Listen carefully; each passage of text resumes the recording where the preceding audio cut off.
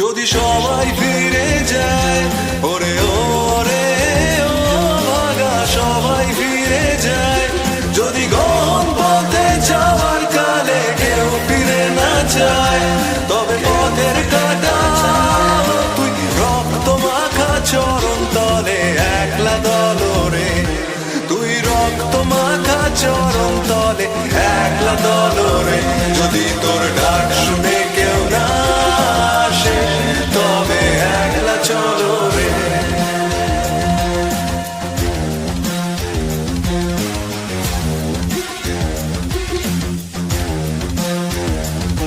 যদি আলো না ধরে, ওরে ওরে ও ভাগা আলো না ধরে, যদি ঝড় বাদলে আধার রাতে দুয়ার দেয় ঘরে, তবে বজ্রানলে আপন বুকের পাঁজর জ্বালিয়ে নিয়ে একলা চলো রে, আপন বুকের পাঁজর জ্বালিয়ে নিয়ে একলা চলো রে, যদি তোর ডাক শুনে কেউ না আসে তবে একলা চলো রে।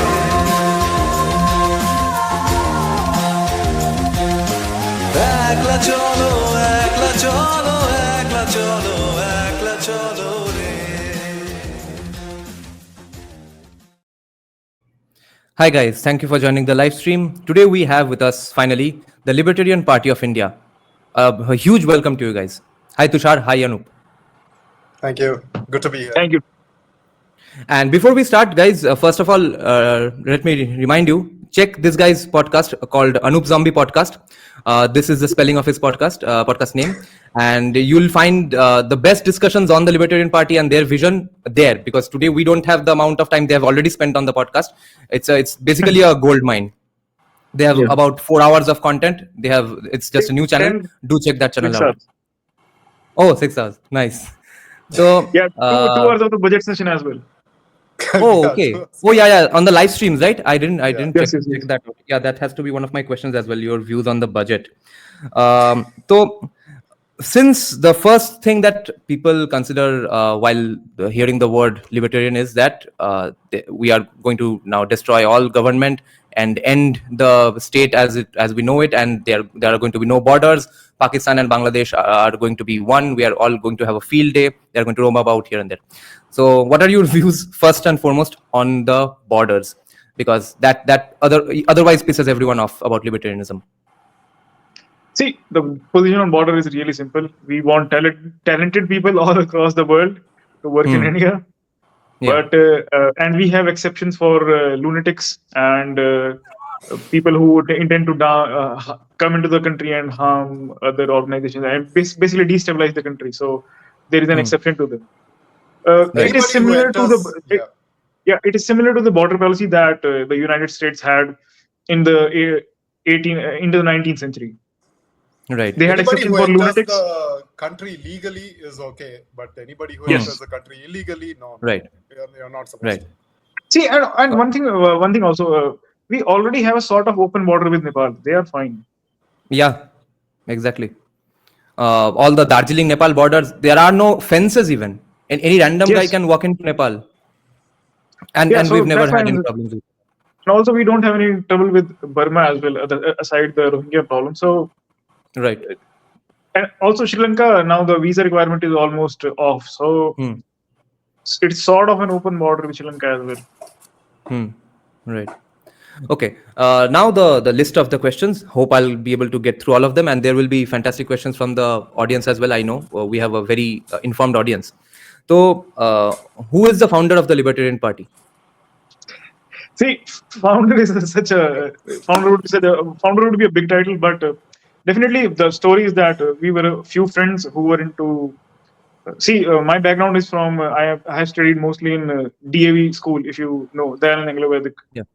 Yes, and then I did my senior secondary in Bhavan Vidyalaya. The founder was K. Munshi. He was into the constitution, and he also was sort of a Hindu figure, if we can say that. So it isn't like we sort of weren't part of what we call the liberal school elite or something like that.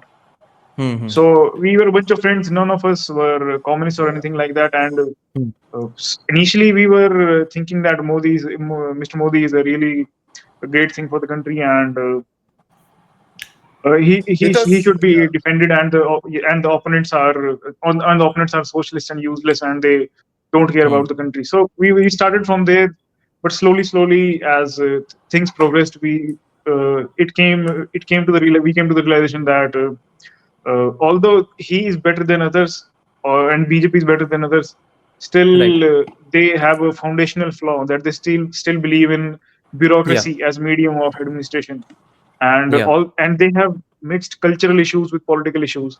So they may win on the culture front, but they will never be able to surpass the economic and the economic front because of the belief that they have in bureaucracy. So If building you on look that at slowly. if you look at the party itself, like internally, it is kind of a flat structure. You can see different people taking the lead on different things, but they all have one common point. They all kind of came through, Tushar and that understanding of the Libertarian Party. So when you say founder, I would definitely say that Tushar is the one. But it's a very interesting dynamic, like everybody just takes the lead on different things, and it's a very nice dynamic to be a part Also, one of. thing is that this was bound to happen because Javier Milei. I was keeping track of Javier Milei. We used to discuss him even when he was not popular, and especially when he ranted against leftists, and we used to like that. So eventually, when he won, we were really happy. And then 2024 election came, and I saw that this discourse is as regressive as it comes. And since I'm into entrepreneurship, I thought that let's start a political startup as well. And coincidentally, Libertarian Party was free. I think it's what is really amusing to me that no one in India had ever tried to form a Libertarian Party. So I thought let's do it. Maybe it's some signal or something. Do you think the Swatantra Party of yesteryears or the Swarna Bharat Party, they were libertarian parties and they just didn't call themselves libertarian? See, they qualify as liberal parties but not libertarian, because one of the fundamental assumptions of libertarianism is that you don't trust government as the ultimate authority in the economy. And liberals believe that liberals are more in the direction of we need good leaders. Yeah. The government can function well. Yeah. So my next question is, why libertarianism? Why is it a good thing, and what is it? See, libertarianism is the belief in the foundation of libertarianism is the non-aggression principle, basically, that you cannot something similar to ahimsa, the concept of ahimsa that we have. And it is belief in that individual. The first line of the Constitution of the United States says that every individual is free to pursue in life, liberty, and pursuit of happiness. So these are the freedoms that have been guaranteed by the Constitution, and this is how individual flourishes. The common dichotomy is between conservative and liberal. So, but both are collectivists in their sort of collectivist. One is politically collectivist, other one is culturally collectivist. Libertarianism is individualist in both spheres. So this is how libertarianism is different from the existing idea spectrum that we have. Yeah, this is the only system that can allow somebody to act on your own free will. There is no other. Everything else is controlled by something. Here, you make your initiatives, you make your carve your path, and there is nothing else better than that for anybody. And there are always accusations on anyone speaking out in favor of markets that this is Western style capitalism.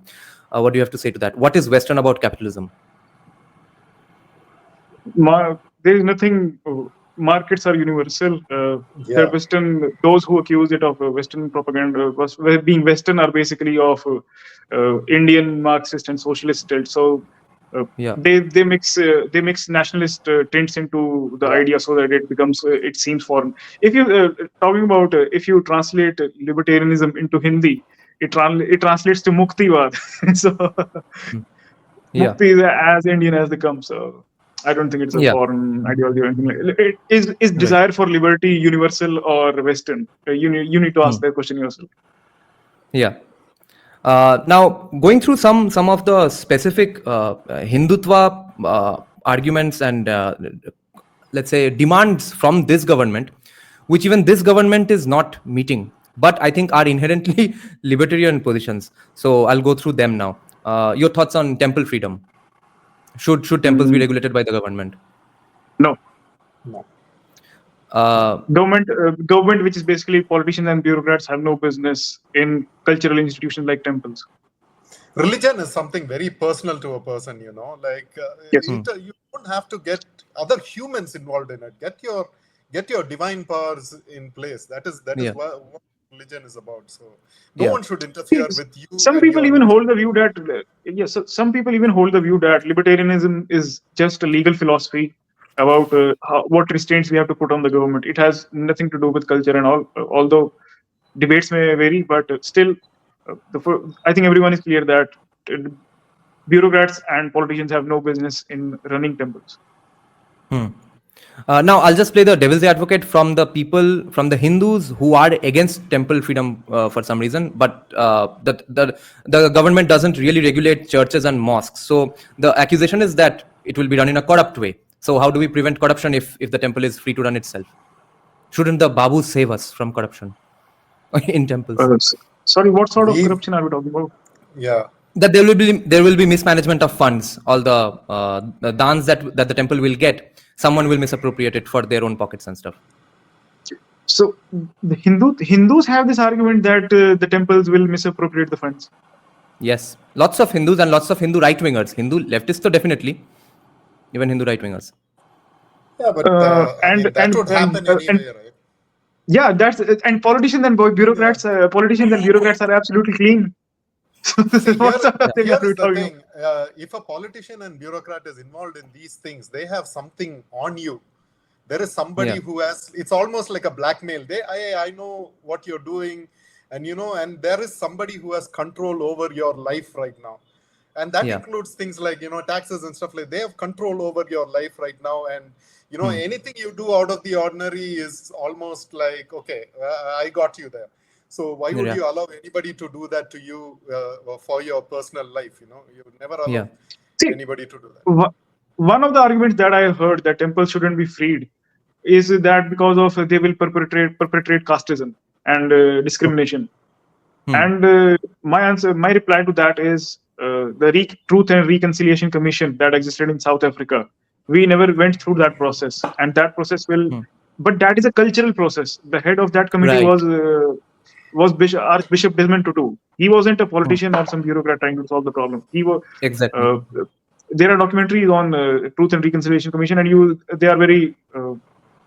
They are very emotionally heightened up, but you get the point that India should have gone on the path of truth and reconciliation, and instead of politicians and bureaucrats and reservation and all that stuff. So we never. This was a cultural problem which needed to be solved culturally instead of politicians and bureaucrats getting involved in it. Exactly. Unless it's organic and ground up and cultural, there's no solving it anyway. Just like we are seeing, it's not getting solved anyway. 75 years is enough to prove. Yeah, exactly. 75 years is enough to prove that you have utterly failed. 75 years is 4 generations, and it's enough to wipe out any cultural problems that you have. Yeah. Now thoughts on the Waqf board. Afuera. Okay. He has said Afuera, guys. Yeah, go on. Yeah, but talking more of a sensible terms. So we need to first flip the Places of Worship Act, which is illegal and to a certain extent unconstitutional because it impedes on right to worship, right place of worship. So first getting rid of that, then slowly moving back to originally what the organization was intended for, which was basically taking care of properties of refugees who had crossed over to Pakistan. So we can slowly. It is a dredging process. We have to do it slowly. But if we lived in an ideal world, this corrupt organization would end. And again, the devil's advocate argument in this. Yeah, go on. This is not to say that it isn't doing something good or it isn't valuable, but I think I have heard many people inside the organization who aren't that outspoken, saying that it has been taken over by mafias and all. So they are totally abusing the Oh, power. okay. Yeah, that's bound to happen. So now again, the devil's advocate argument. I've debated this with my commie friends as well. They have said that, but what if Hindus unite and take away all Muslim lands and kick them away? Isn't Waqf board the last sort of a protection and resistance against Hindu aggression on Muslim properties? What is your evidence for that? Right, it's just a hunch, a vibe that commies have. Yeah, hunches can exist for all the time, but see, we have. No, because I come from. there will not be anybody in a libertarian system. There's nobody to instigate the Hindu community together to go and attack this, right? So that's what is Right. happening right now. People are going and Yeah. saying, "Hey, let's do this," and everybody gets all Right. riled up as if there is some problem. Yeah. People are Yeah. just busy with their own lives. Like idle mind Yeah. is devil's workshop. People are busy with their own lives. Nobody is Right. sitting there and instigating them. You can, like Right. he said, that's the proof. There's going to be nothing happening. Yeah, and unless someone has the powers, they won't be listened to, even if he tries to instigate. The Yeah, power is yes. the source of the instigation. Yes. Yeah. So, thoughts on reservations and merit? Reservations. We need to create better. What is basically reservation? What reservation basically is trying to do is giving the so-called backward communities opportunity to get their share in the state resources. So, in a socialist system, since the state have limited resources, since it is a fixed pie system, so every community ends up fighting for getting the greater share of the pie. But Yeah. what we propose is that let's expand the pie and shrink the government so that everyone can naturally get greater share rather than relying on government mechanism for getting it. Nice. And Yeah, you're gone. I don't know. I don't know how to argue for merit. Haven't you got? It's like arguing for oxygen. Yeah. I have recently learned an argument against merit from a person called Deen Dayal Upadhyay, one of the founders of RSS or Jansang, I think. His argument, which is actually factual. The problem is, we will, if at all we have to defend merit, we will have to say that yes, that is true. But even then, we have to stand in favor of merit, which is that people with the most brains and cultural capital or economic capital even, and who can afford better education, they will go on top of every position of every institution and monopolize the power. Then But how does is a this poor person with how is this person having the power to speak now? Was it on merit, or did somebody just say, "Hey, why don't you get out there and become the president, right, of whatever Yeah. it is?" So No one asked him that I mean, like, follow-up question. he is No, he is contradicting himself when he is there. He was there on either he's there on merit, or what, did he pay somebody to Right. get there? I don't know. Right. Like, what is Also- your right to be there at that point? Yes. Also addressing the question, what evidence do you have? Has it ever happened? Yeah. Where are the Rockefellers right now? Right. Now, since BJP RSS, they do believe in those sorts of views. They ardently believe that it's representation is more important than merit. It's my outsiders' personal opinion on BJP and RSS, seeing them from outside. They actively believe that no matter how stupid you are, if you are poor or if you are from a lower caste, you deserve certain positions. Or if you're a woman, no matter how bad you are at your job, you deserve some position because your ancestors have faced the brunt of society. Does that solve the merit problem? Will their children therefore now become meritorious, and now we have a better society that generation onwards? See, even in the same families, even in the same family or in the same household, you have underachievers and overachievers. How can you think that certain? How can you? First of all, where is the basic belief that individual be just on the basis of his character rather than with the community he belongs to? And secondly, representation makes simply not. We have 75 years of history, and all across the world, Thomas Sowell covered it really well. The history of reservation and all. He has shown that every time, because these things are dependent on network effects. Giving the most recent example, Africans have started migrating to Europe. And now Africans are the biggest rising business community in Europe right now. It is little talked and covered, but because these things happen because of network effect. They start with the right thing, that the network effects are involved. That's why certain communities become successful. That's right. But the solution to that isn't that you artificially create network effects. They have to come Yeah. naturally. When Yes. you create artificial network effects, you have artificial castes, like in UP you have a certain caste Yeah. dominating, and in Bihar you have a certain caste dominating, and in general SC there is a certain, it's a 2-3 castes are dominating all the um, reservation seats or something like that. So Hmm. when you create artificial top-down reforms, what ends up happening is Yeah. that a certain community is able to capture on the network effect. Yeah. So the even if you argue for it, the evidence is stacked against you that the implementation of policy simply ends up. And talking about the women's reservation bill, so what will naturally end up happening is that those from prominent political families, Yes. Yeah. their women will get the first chance of these, and the Yeah. power will keep circulating between them. So you just have eased the path for the pre-existing political caste to widen their Yeah. scope. Yeah. And what you mentioned about the networks, that is exactly what Thomas Sowell points out, that all the Agarwals and the Baniyas of India who became successful in Southeast Asia and Africa later got kicked out because of their insanely strong networking powers, which others didn't have. So they were Yes. criticizing just their networking powers, that why are you such great friends with other Agarwals? That was the criticism that the governments had in those countries. And the funny thing is that wherever they migrated, they were successful again in 2 Exactly. generations. So Right. Yes. So similar thing is with the Jews. They have strong network effects. exactly. That's why they are able to, Yes. even after all the tribulation that they have faced, they still rise up Hmm. in every culture they join. Yeah. Yeah. And which is why, what I was telling you just before we went live, that as a Savarkarite liberal, or as a Savarkarite secular, maybe, we have ever asked for, all Hindu Mahasabha ever asked for, all Savarkar ever asked for, were equal rights. Hindus don't even Yes. need extra rights. And Yes. it's and with the facade of that extra rights, someone or the other is just doing corruption and nothing is getting done. And merit is definitely screwed at the Yeah. moment.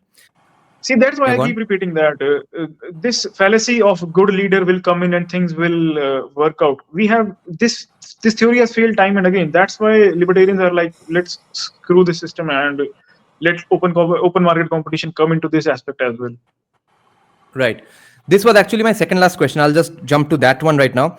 Why is it wrong for a Hindutvadi today to dream or hope for that, for a statist Hindutvadi, to hope for that one all-powerful Hindu state or Hindu prime minister who will take care of all Hindus magically and have so much powers that no Hindu is ever harmed? What's the problem with that view? Why is it not feasible?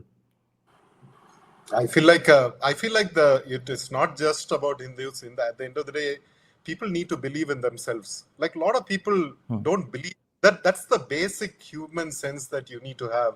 You need to believe in yourself. Like there are a lot of things you have done on your own. Draw inspiration from that. You don't need a leader. We literally don't. Like even like that's what we are talking about, the Libertarian Party, right? Who's the founder? I mean, we don't care. We Yes. really don't. I mean, whether Tushar is there or not, this Yeah. process will Yes. run. So at Right. the end of the day, you believe in yourself. It starts from you and everything you can do. You have been given the same items as everybody else. Use it, and even if you don't have one hand, use the rest. So Yeah. that is kind of the core belief. But I'm sure Tushar has some opinions on that as well. Yeah. See, first of all, what Anoop sir has said is absolutely right. But I would like to add that how do you will again, if you define a Hindutva state, you will fall in. See, BJP or whatever Hindutva discourse is, it is more about vibes and all. They haven't really concretized the idea, and and when you concretize the idea, you will get into the contradictions that exist in it. And when contradiction exists, all sort of infighting will start happening. So you cannot. That's the beauty of Hinduism. That all the what is see RSS has RSS what is the belief of RSS in who are Hindus, and what are Hindus defined globally except in India in the past. It was basically the people who existed from Himalaya to the Indian Ocean. Those were the Hindus. So, and all the different Middle Eastern beliefs that have come into India, they too were appropriated. Even Greek gods were appropriated in the Indian system. So it is as much a cultural identity as much a geographical identity. So The define whole point Hindu is state in terms of, yeah. so we already have a Hindu state. So wherever Hindus are living, we have a Hindu state. So you are mixing two different things: politics and culture. Culturally we already are, and you cannot say that a Christian isn't a Hindu, and or a Muslim isn't a Hindu. The Saudi Arabians call Indian Muslims as Hindus. So where do they fit in? So these are contradictory terms, and you really someone really needs to grind Hindutva that what basically it stands for. It is, as Savarkar said, it is more of a reactionary position as compared to something concrete. Wait, I'll just take 2 super chat questions here. Do you have a symbol? Are you planning to fight elections, state or nation? This was going to be my question anyway. What are your plans? Symbol right now we are with the lion, and I think it suits pretty well. You also have a lion, so planning to fight election. Yes, no, not national. We'll start with state, specifically states that have been afflicted by communism, which are mainly West Bengal, Kerala, and to a certain extent Punjab. Then new entrant, the new entrants are Delhi and Goa. And people in West Bengal are very much ready for markets and investment and industry these days. Everyone in Trinamool to CPM, BJP, everyone calls for it. They just don't know that the ideology is called libertarianism, or that this is what capitalism is all about. Entire India is ready for markets, man. Entire India is ready for market because they are just scared. They are just scared of something that they shouldn't be scared of. You're scared of some force falling back on you. Because everybody is complicit of some crime in India because of the system that we are involved in. And don't be my thing is don't be scared anymore. Just at least talk about, be honest about what you want in your life. You don't have to worry about the whole economy and the whole country. At least at the end of the day, start from home. Be honest. Be honest. That's the first thing. Be honest, at least in telling what your problems are. Be very clear, even with your family, with your friends, as to what you're going through, and ensure you are being heard. Because don't be scared. Because when you're scared, people are taking advantage of us. They are going to take advantage of your children. Don't let that happen. The things that we have gone through, our parents never expected it for us, but we are going through it. So don't let that happen to anybody. Like, speak up. Next question is, given the mimetic nature of desires and ubiquitous advertisements, how is libertarianism worth anyway? Is freedom undesirable and unsexy? Freedom, non-negotiable. Yeah. No. When has youth ever asked that? When has youth ever asked that enslave us? Right. Okay, here's a good question. For the sake of understanding, what is your idea to convert economic policies into libertarian economy? Let's take West Bengal as model state. What would be your action plan here? First would be decentralizing it. Basically, Kolkata municipality will be becoming really powerful. Basically, each town municipalities and city municipalities will be becoming powerful. Basically, they will have greater allocation of budget, decentralization of power, in short, and getting rid of all the unnecessary regulations that exist at state level, giving greater policy autonomy to cities and towns to compete with each other in terms of industrial growth and all. So basically, decentralization is the biggest point that we are pursuing. Additionally, gun rights. Right. Speak up a little more on that. Again, gun rights, whenever I mention gun rights, I have to hear accusations of Western capitalism or Western propaganda, or that school shootings are happening in USA, therefore we can't have gun rights in West Bengal.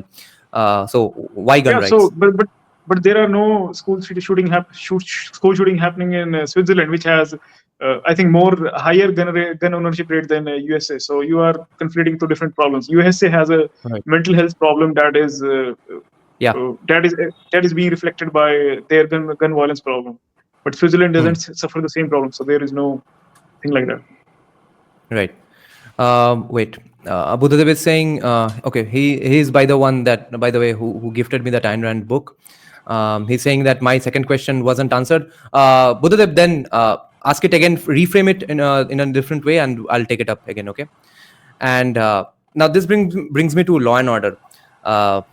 What do we do about thieves, terrorism, and riots and stuff?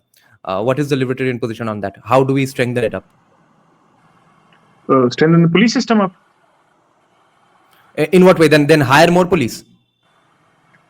No, I'm asking you, law and order in terms of police or law and order in terms of for Internal justice security. or things like that. No, internal security. Yeah, so privatization is the way to go. Public-private partnership. How does that work in a riot situation or just normal? Let's say, do you know what tolabaji is? Like hafta vasuli, those kinds of things. Which are the biggest banes of West Bengal today? Yeah, so that things for that we need gun rights. Right. See, the best. If anyone who is watching, I would like them to Google Korean guns LA riots. They will get a small documentary on how Koreans saved themselves from when LA was suffering from riots. The Koreans who were trained in military back in South Korea basically made a makeshift military makeshift self-defense force and protected their shops from all the rioters. So, but the essential point was that they had gun rights and training in how to use them. That's what required for self-defense in terms of rights and all. Right. What do you think of the Yogi Adityanath way of decreasing crimes and the mafia just by beating the shit out of all criminals that he can lay his eyes on? What do you think of that idea? See, I get it that it is really popular, but you need to think about when the other party gets into power and start doing the same thing. So you will. Yes. That isn't justice. It may sound harsh, but that isn't justice. You need to. That is more of a papering over or a more abstract and difficult problem. Right. Yeah, it is the distortion that is the issue. It is the distortion that is the issue. Again, it is like. See, gun rights will solve a lot of issues that we have. Exactly. Also, one thing I would like to if you don't want to read about gun Koreans in LA, you can read about stories of Bihar when under Jungle Raj. Recently, a podcast came out as well that when under Jungle Raj, in villages of Bihar, people used kattas they used to take turns to save the households in a particular area and by their own means and by their own weapons. So it isn't like they were shooting around anyone. So people are very responsible with their safety. So gun rights isn't that. Gun rights will solve a lot of distortions that we have. And additionally, to all the nationalists, it was the Britishers who took away gun rights. And Mahatma Gandhi said that it was the gravest tragedy that the British ever did to the Indian subcontinent.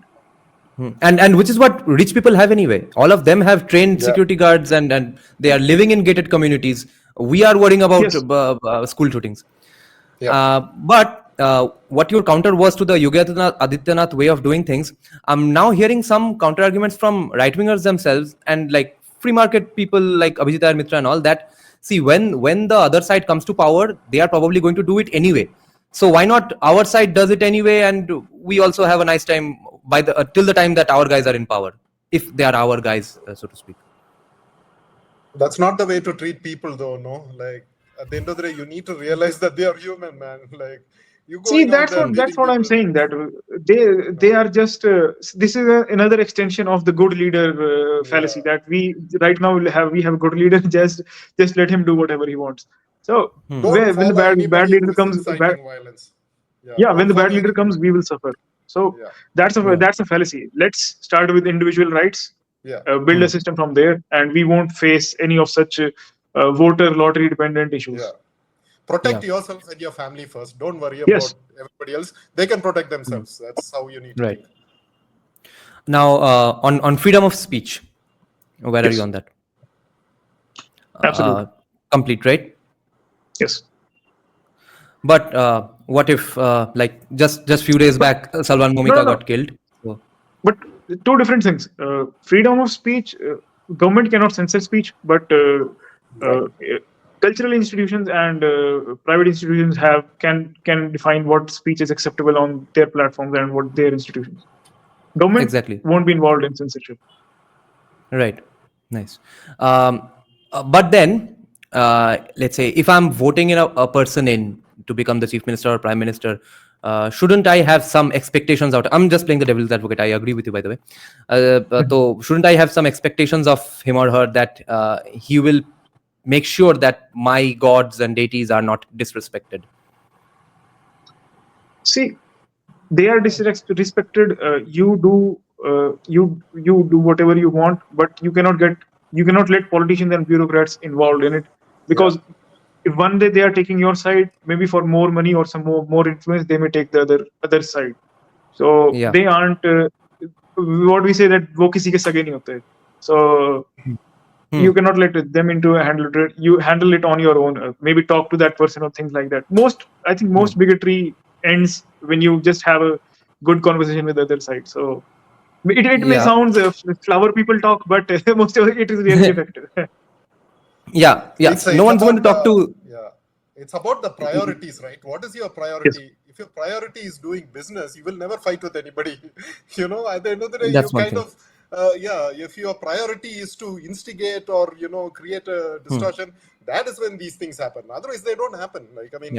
Come on. You were giving the example of the Gujarat riots, that one locality in Gujarat did not face the riots from any side, either side, because all of them were focused on business.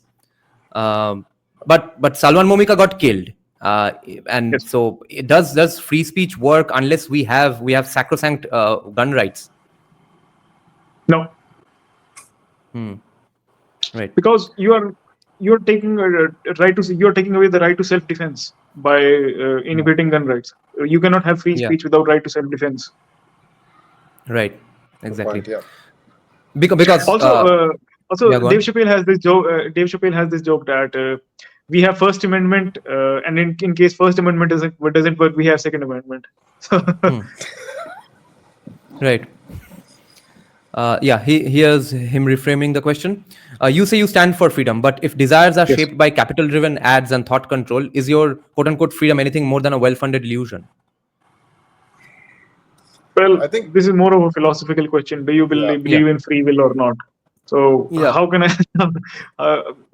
This is where can you see. show that question again? Yeah. Can you? See, Yeah. So each see each if you go into each why of each philosophy, at some point you will hit the basic assumption on which all is built. So desire for freedom is built on in free will. You cannot have freedom without free will. So if you don't yeah, believe in free will, yeah. that isn't to say that Your life this is going isn't to to say be that based on. Sorry. this doesn't mean that we aren't influenced by advertising and all, but if we keep if we how should I say? Keep changing our choices, that means we are driven by something more than capital-driven ads or something like that. Because Yeah. some based on this, someone with the most capital would have got all the got everything in his favor. But since the spectrum keeps moving left and right, this means that something more is driving the individual than. Right. So what I wanted to add here is that Yeah. your life is based on your experiences. The more experiences you have, the smarter you're going to get about everything. Nobody can control you the more. So get out there and have as many experiences as possible. You buy a phone from XYZ company and it doesn't work. Are you going to buy it again? No. Right? So your life is based on certain experiences and what you this one. That's why you find a lot of people who have never left their towns. They just don't get it. They just don't get the fact that, I can mingle with other religions or other castes or this or that. But then you come to a city like Bangalore, or Pune or wherever that is, and you come and people don't even care what religion you're from. All they want to do is go to a pub or have a good time, and that's about it. And so it is about experiences. So go out there, have more experiences. You'll be able to understand if somebody is actually controlling your mind or not. And you learn. You will make those mistakes. Somebody will control you, just like how we are being controlled right now. We are being controlled right now, and we still haven't realized it. A lot of people still haven't realized it. So you're right. People are controlling our thoughts right now. They are instigating us. Break the chains. Get out of there as fast as possible. The only way you can do that is by having more experiences. Like people who have never left India will never really understand issues that will never really understand America. They will always look at America as like this big, devil country that's going to come. No, but when you go there and actually speak to the people, you will realize something very different as to why America is America and Europe is Europe. So, go out there, have your experiences, and then make informed decisions on things. Yeah. And in terms of making new experiences, I think that is why urbanization, or let's say just more free markets, solves casteism and caste-based bad behavior. And what you added in the beginning, that was a very good point as well, that state is issuing different status, let's say, importances to some groups arbitrarily, and that too in some places only. Like the only thing I think that BJP does better than Congress is that BJP puts non-dominant caste chief ministers in places where that guy's caste is not the dominant one. And but Congress used to play the caste-based narratives and let's say all the calls for caste census and stuff, but they never screwed with the dominant caste of any place. They were happy, let's say, making each other fight, making all the castes fight amongst themselves. But whoever is the dominant caste in one place gets stagnated. They are the dominant caste even 40 years later in that particular place. Do you think free market is the best way or the only way to solve casteism? Yes. There is no other way, I think, literally. Yeah, and also we had an interaction. I think you also reposted it, that we were coding. I think recently did a stream on how Japan solved its casteism problem. It's little talk about how Japan free marketed its way out of casteism. So we have evidence for it. That also additionally, not exactly casteism, but racial discrimination. Malaysia started with reservations, but got rid of it eventually because they industrialized. This question has been asked now 5-6 times. I'll just take it on that for that reason. Freedom of speech, though, we have answered. Entrenching wokeism through judiciary related to LGBTQ. Now, this was one of my questions. Your thoughts on the judiciary, and then pronoun wokeism, blasphemy laws, courts, moral policing. Just take all of them one by one. In short, then. Judiciary regarding what? Wokeism, entrenching wokeism through judiciary related to LGBTQ. See, wokeism is just another collectivist ideology and a more sinister one. So we are against it. Talking in terms of judicial reform. Also, this isn't to say that there aren't people on the spectrum and they are free to do whatever they want in their personal life. The state has no right in impeding in their personal lives until and unless they are forcing others to comply with them. That is a free speech issue. So until and unless they aren't inhibiting on the freedoms of others, then it's fine. And talking about judicial reforms, I think a good story to learn from would be that Gujarati guy who was running his own court, and people were coming to him for judgments. So first read his example and then think that maybe we can privatize civil court cases to private entities and private arbitration. What do you think of activist judges these days who think they are the next social reformer? They have to do it with the power of their chair. And how do you get rid of them? No, another symptom of centralization, decentralization would solve these problems. See, we have a good example of Roman Empire, how it even in Ashoka may be glorified, but he was a great interventionist. And the same didn't happen for Chandragupta. So Chandragupta eventually became a Jain monk. It is little mentioned anywhere, but he became a Jain monk. And there was no mention of him preaching to everyone that you should follow this and things like that. So Exactly. it's fallacious that to think that you can just people are pawns and you can direct them in the direction that you want. And Hmm. those who are power hungry and want to govern other people, they are specific. Those psychopaths are specifically attracted to centralizing institutions. And Right. in a decent as Taleb said that it would if Germany was decentralized, it would have been really hard for Hitler to rise. So Hmm. decentralization will solve a lot of these problems that we face, that Hmm. activist judges and all. People will have Right. the impulses. The point is, Yeah. these impulses don't create system-wide problems, and only a decentralized system can ensure that even if we have even if we have a Pol Pot, that Pol Pot Hmm. will be restricted to a small municipality in some area, and people Yeah. are free to move away from Leave. that. So Exactly. Now, in so even if the we in the have some situation, yeah, go on. So even if we have some activist judge, his domain is Hmm. limited to his township, and people can leave Right. if they are not interested. Yes. But the Yeah. main thing I want to point out here is like, look at all these terms like LGBT pronoun, wokeism. All Hmm. these have been instigated from the center, because there was a time when Yeah. nobody even cared if you were gay or whatever it is Yes. during the war, because they had bigger Yeah. problems. There were bombs being Yeah. dropped on them. Nobody gave a crap. Yeah. So now Yeah. Yeah. suddenly everybody is like, these are all messagings that are coming from somewhere. It'll Yes. stop coming the moment a Yeah. libertarian government is there, because there is Yeah. nobody to instigate these. These are terms that you don't see like just like that. Hmm. Well, what are these? Like, who's going to moral police you? That's because there is even here saying something like, "Oh, Hindus don't have the guts for free speech," is what is mentioned in this Hmm. comment here, which Hmm. is kind of ridiculous, because every person. So you're kind of binding yourself to something that is not allowing you to speak freely. It could be anything. You Yeah. could be binding yourself to be one religion or one Hmm. type of culture, one type of state, or whatever it is. I mean, at the end of Hmm. the day, you need to unbind and get out, and say, Any okay, Yeah. I'm proud to be a Hindu, but Hmm. I will speak my mind. So what? Hmm. That's Hmm. Yeah, about it. any sort of collectivist or identity Yes. will not be recognized by the government. Government has Yeah. no Right. business in your. It will judge you on the basis of the content of your character, not the identity that you belong to. Hmm. Now, do you believe that Narendra Modi actually tried to decentralize the judiciary, or at least make sure that such insanity doesn't happen from the side of the judiciary? Do you believe he See, wanted to do see, that? see, judicial reform is a tough one because it is whatever criticism that you have, it is relatively sane institution in terms of compared to others. It Hmm. has Hmm. somewhat protected the individual liberty in India and somewhat Hmm. protected the fundamental rights. So it Hmm. is historically.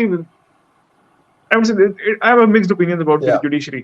Also, in terms of Mr. Prime Minister Modi, he hasn't done much in the front end. There have been some innovations introduced, but I don't think that there has been major change in the status quo as such.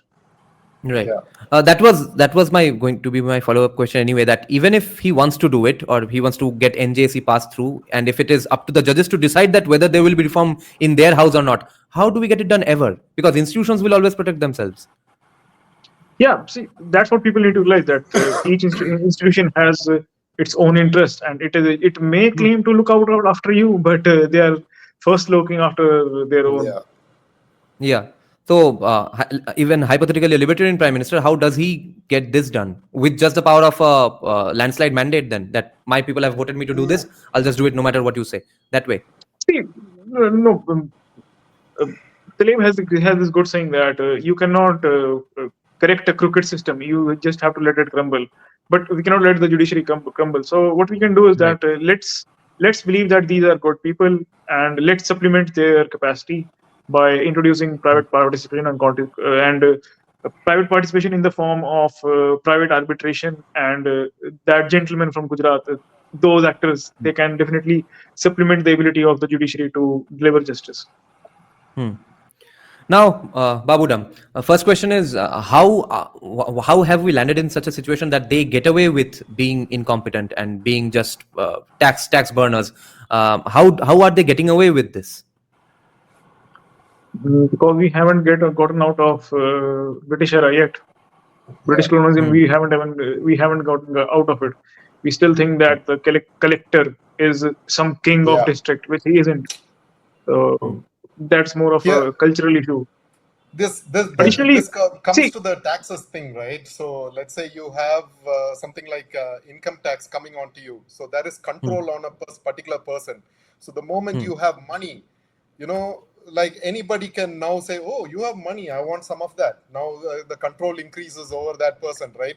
So now you will do something that now complicits you to the crime.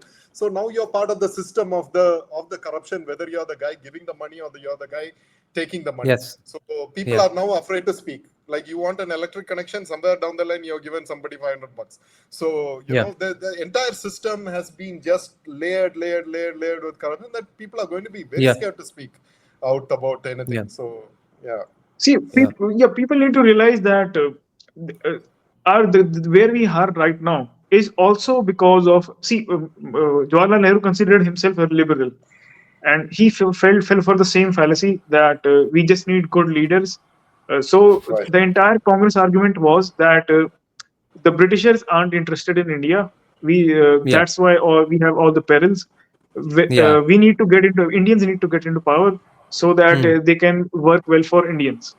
The bureaucracy was same as it existed before, but since Yeah. now it has better people in charge, so it will be able to deliver better. And then Yeah. by each iteration, it kept getting worse and worse. The scope of Yes. its power increased more and more. So Yes.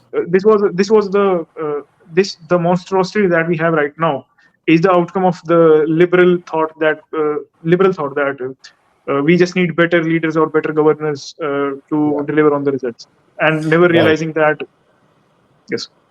what people need to stop is the different control systems on their lives. So if one particular thing, like that's why I'm glad that okay, people fought for income taxes, because that was a major control system on your life.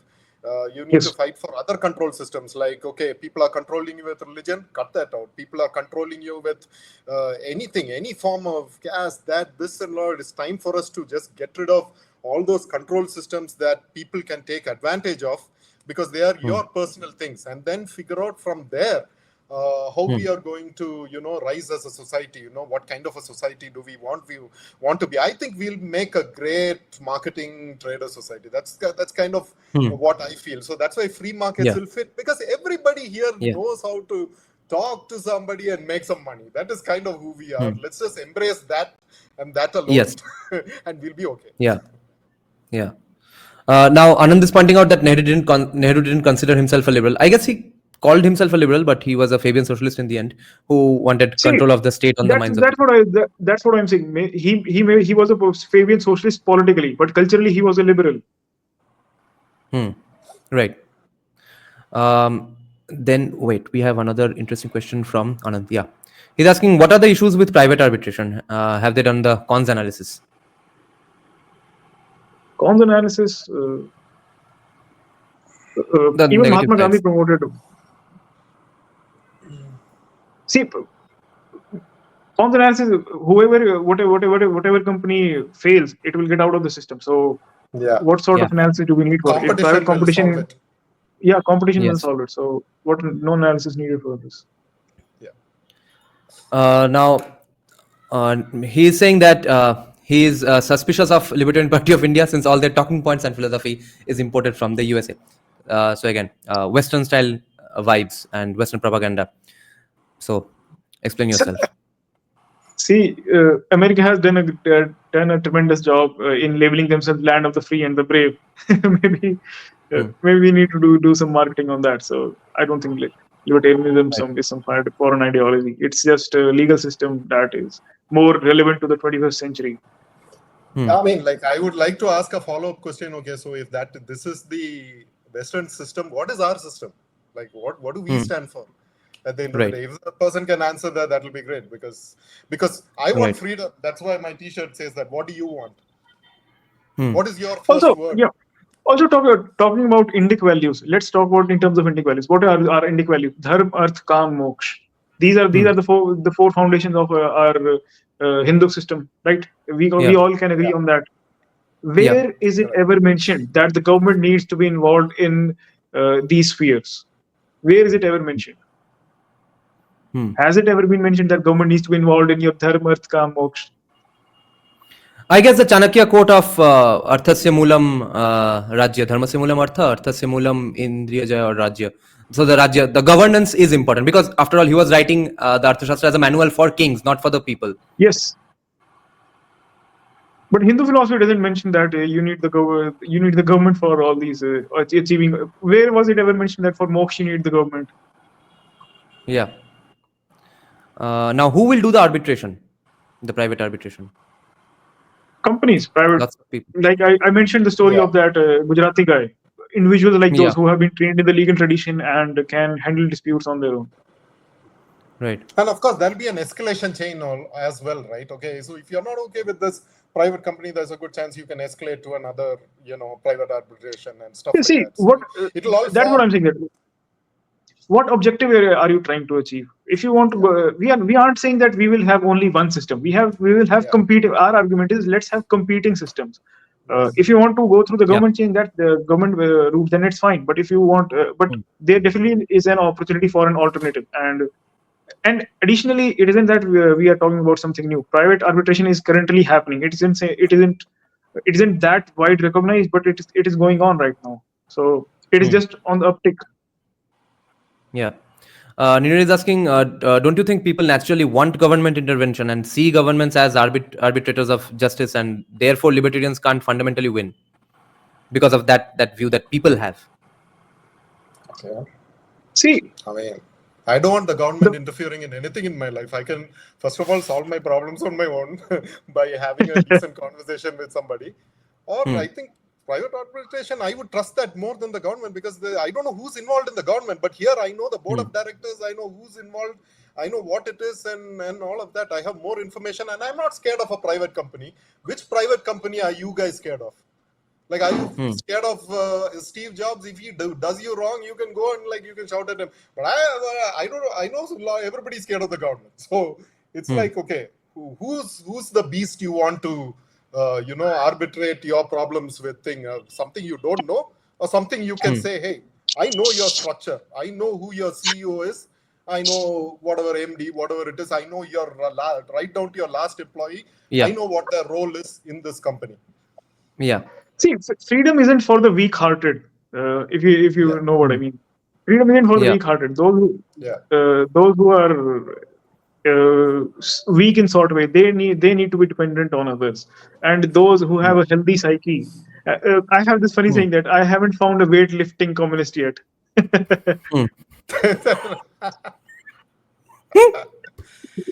So that's why I think someone should do some psychometric analysis that there is a huge convergence between those who are physically fit and those who are into libertarianism. Conservative. Yeah. And yes, anything right wing. Who will handle issues if that arbitration is subject to fraud? If the arbitration itself is fraud? Go to the next organization. Simple. You have plenty of options. Yeah. But right now you in don't. the libertarian system, you will have thousands of options. If you don't like it in this city, you go in some other city. If you don't like the other city, go to other city. Basically, we have created so many options that you will never run out of options. Yeah, I have some follow-up devil's advocate questions to this again, but we can't just stay on one topic. So if we have time in the end, we'll get back to this. Anand, if you are up there until the end of the live stream, do ask these questions again. I'll just ask now the Baburam question that we all are seeking the answers to. That how do we get the bureaucracy in line? How do we get them to be efficient? Can't be done. Yeah. We can see bureaucracy, whether it's in government sector or in private sector, is always inefficient because it is more of a structural problem. Because when you have large chain of commands, even in militaries, when you have large chain of commands, decision automatically takes time to finally get things take time to get done. And depending on how long the chain is, exponentially the speed decreases.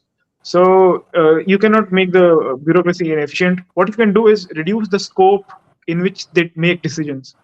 So, although it is a really absurd saying, but Lee Kuan Yew wrote in one of his books that he came to India once, and he was got in touch with some bureaucrat was also a bureaucrat in the British era, and he was saying Okay. that when the Britishers were here, we few thousand bureaucrats used to run this country so well, and now what it has become.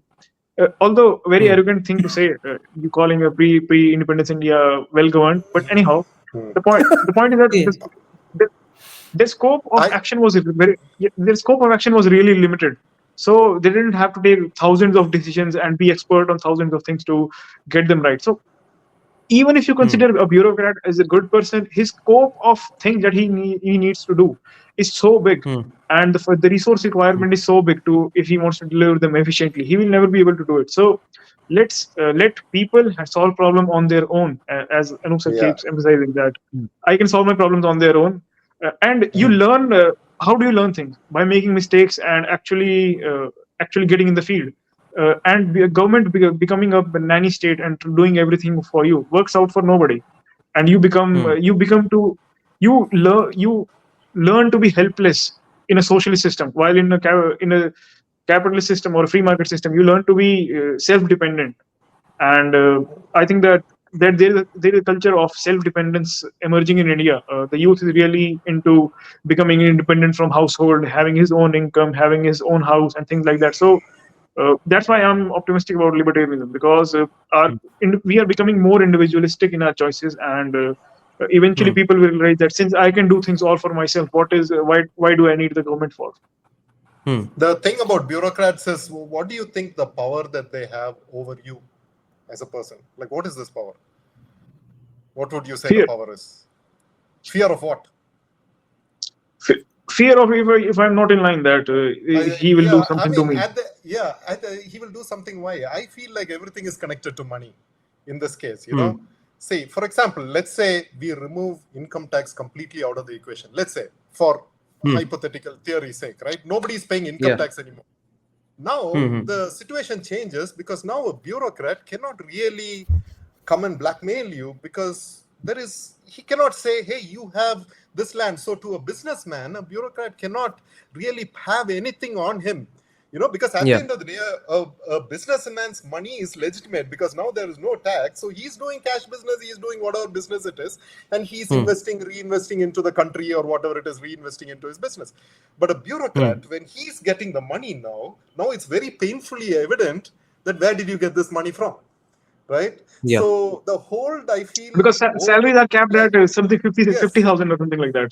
yes, it is capped, right? So now they get called out if they are driving a Ferrari. They have to actually show a legitimate business. But a legitimate businessman who's not paying income tax, so these guys don't know like what your salary is, what you're doing, etc., etc. But you're a businessman only. You're not a bureaucrat. You're not involved in government processes and things like that. You're not talking to the people. You're not receiving money for services Right. from the people, right? So you're just a businessman happily driving around in your car.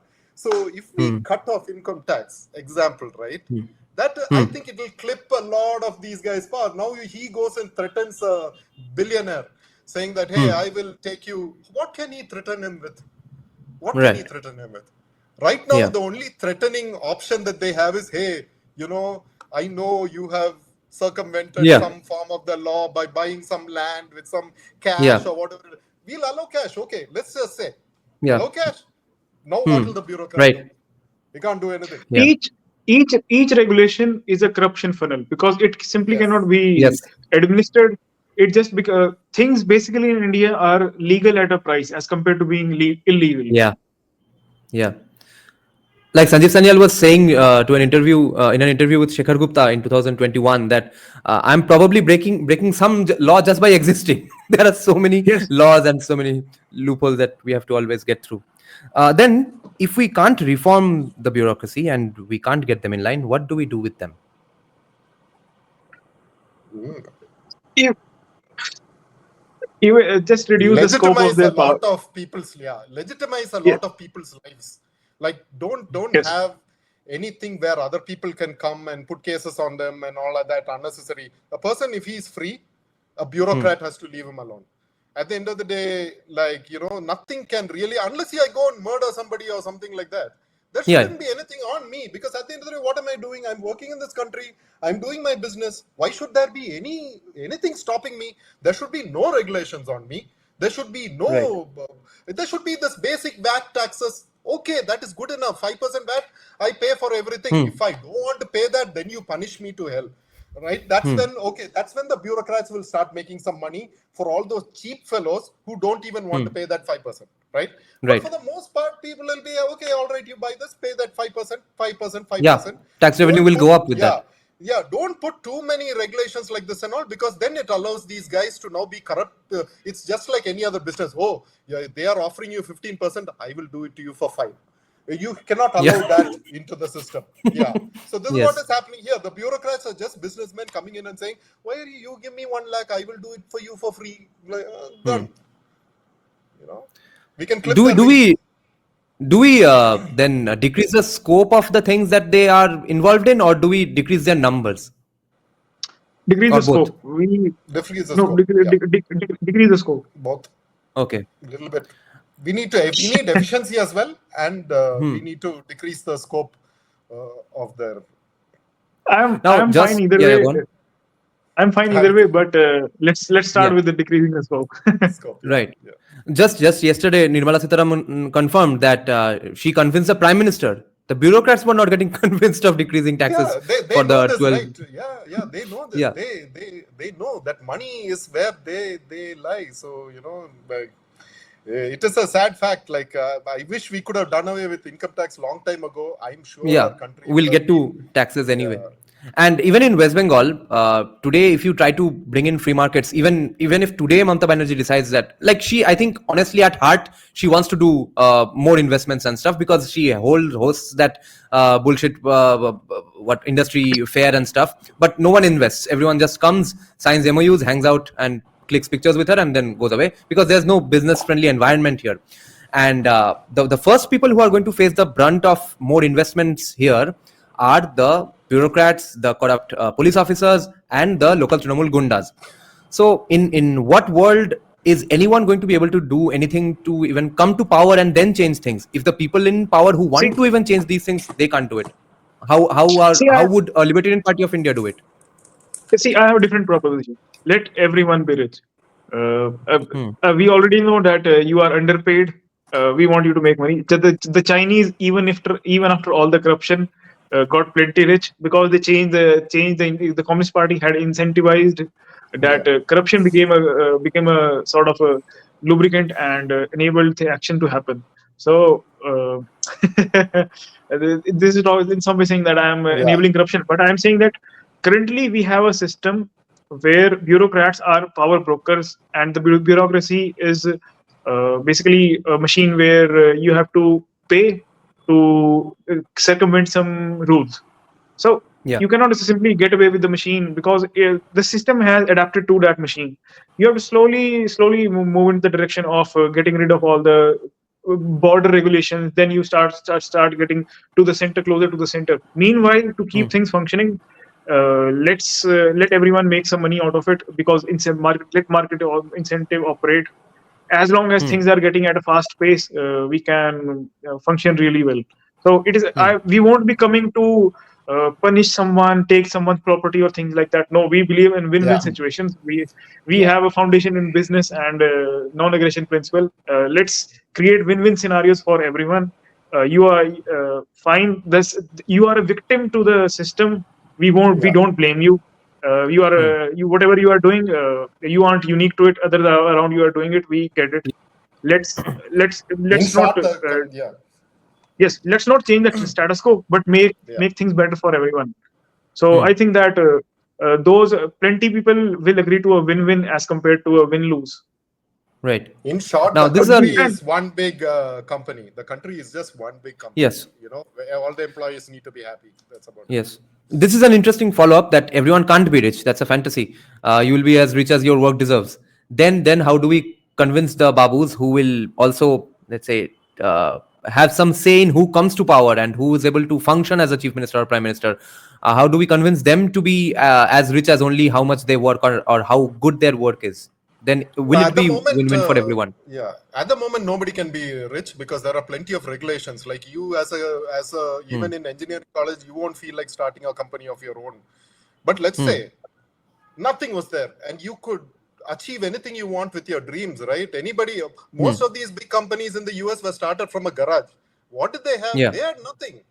They were just selling Yeah. some little chip here and there and made a computer, and then suddenly they became rich. The same thing will start happening in India because you have nothing to worry about. Here, when you start itself, your parents are going to sit and tell you, oh, don't do this, Yes. don't do that. Engineering is the right line for you, and study computers. Yeah.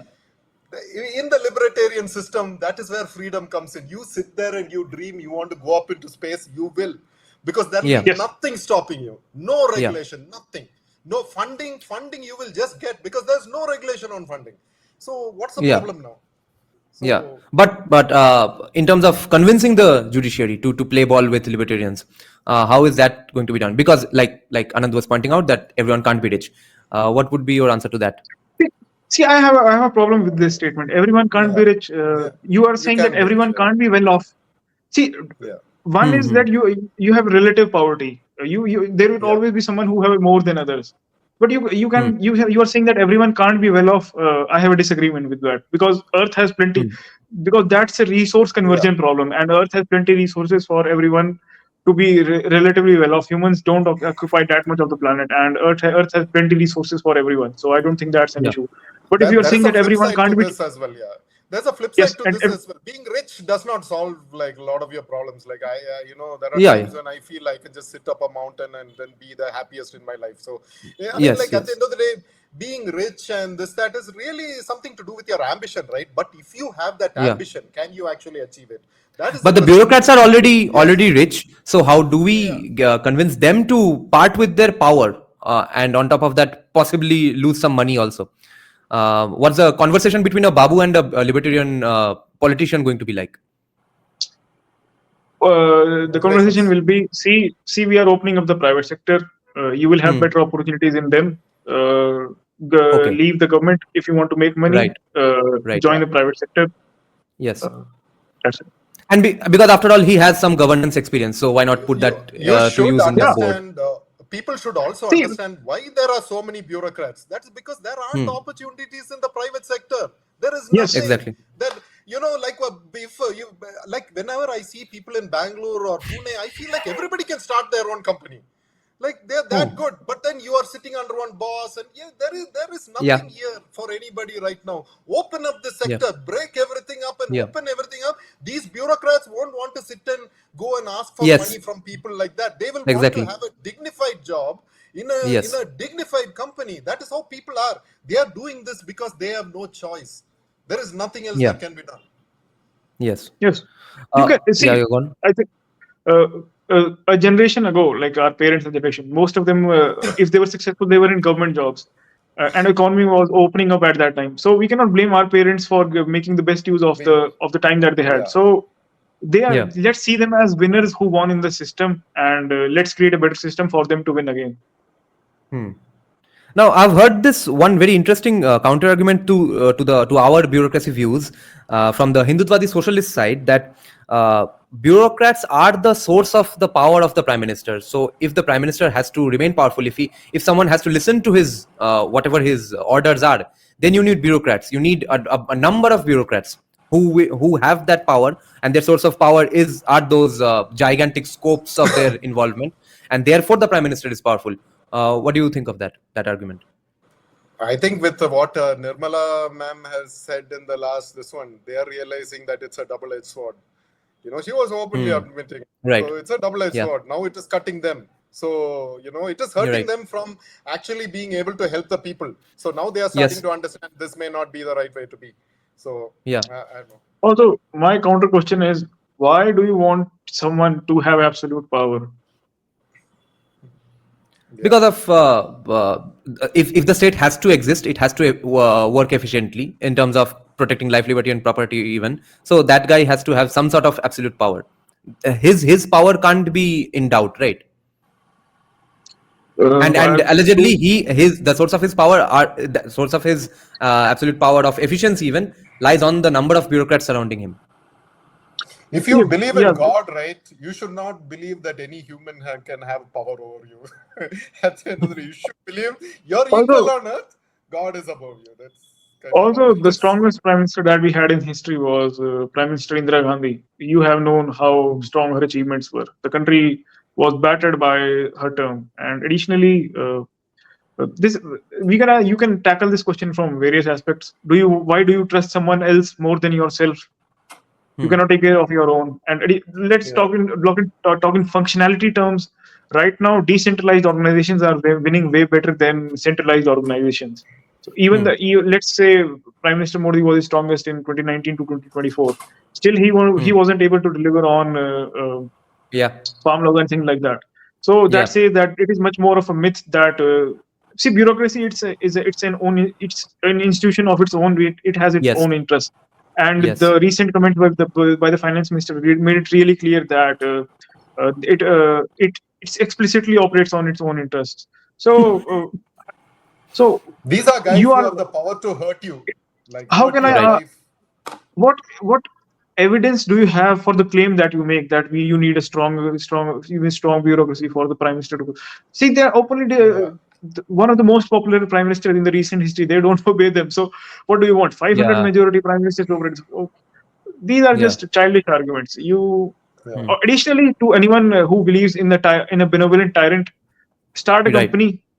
Start a company. Yeah. Try tyrannizing your employees. You will figure out really quick how beautifully it works. Yeah. And now think the prime minister as a CEO of the India Inc. He has millions Right. of employees, and he becomes a Right. tyrant. See how will things go? Yeah.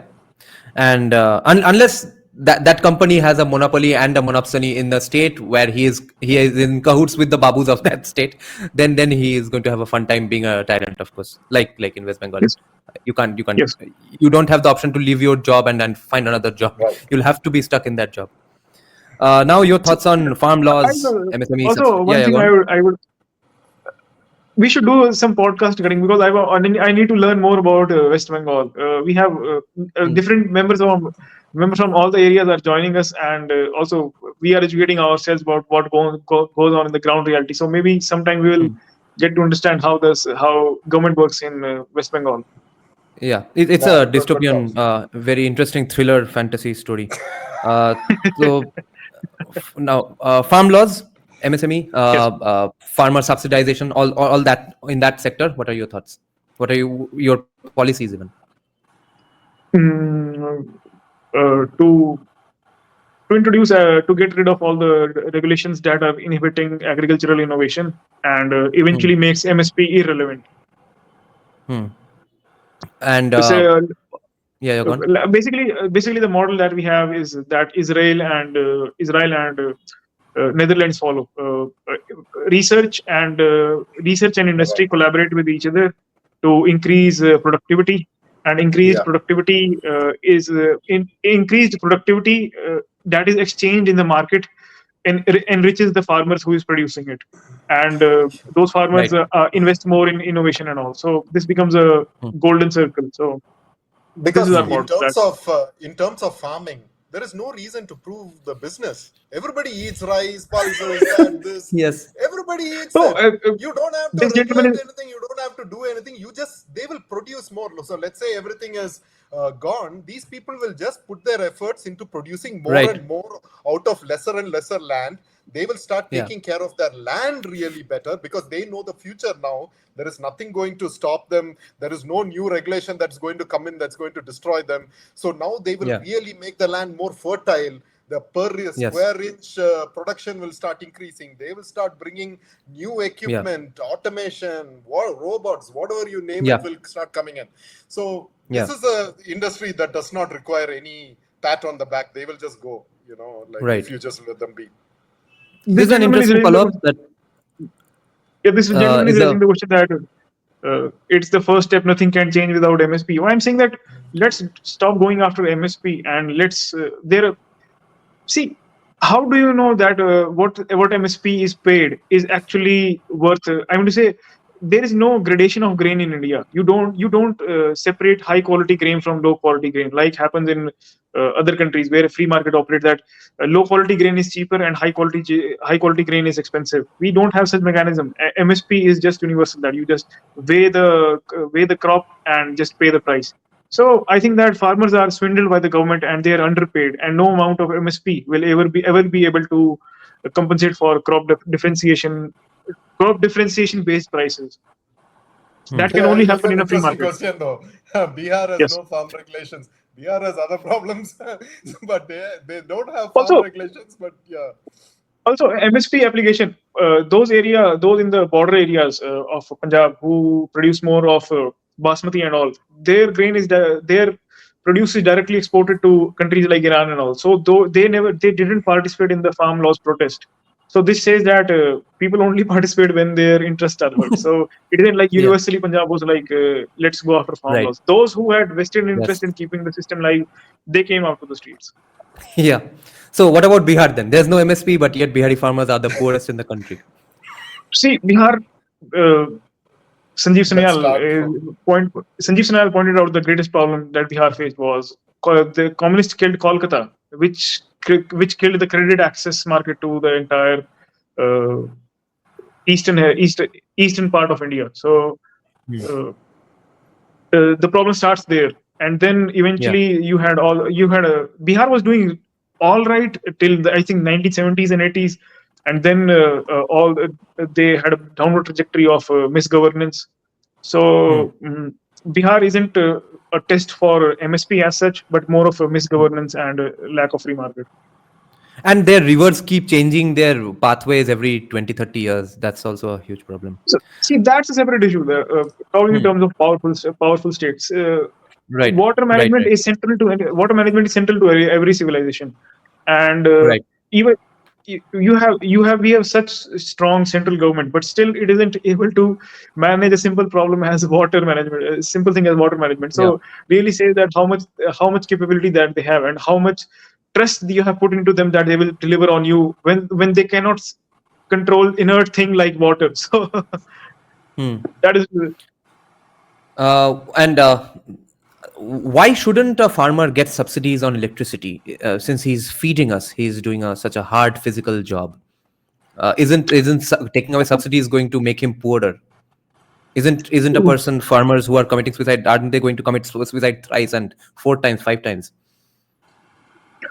Yeah, they just don't have the tech to do anything, I suppose, because and it's a very investment is also hard in that industry.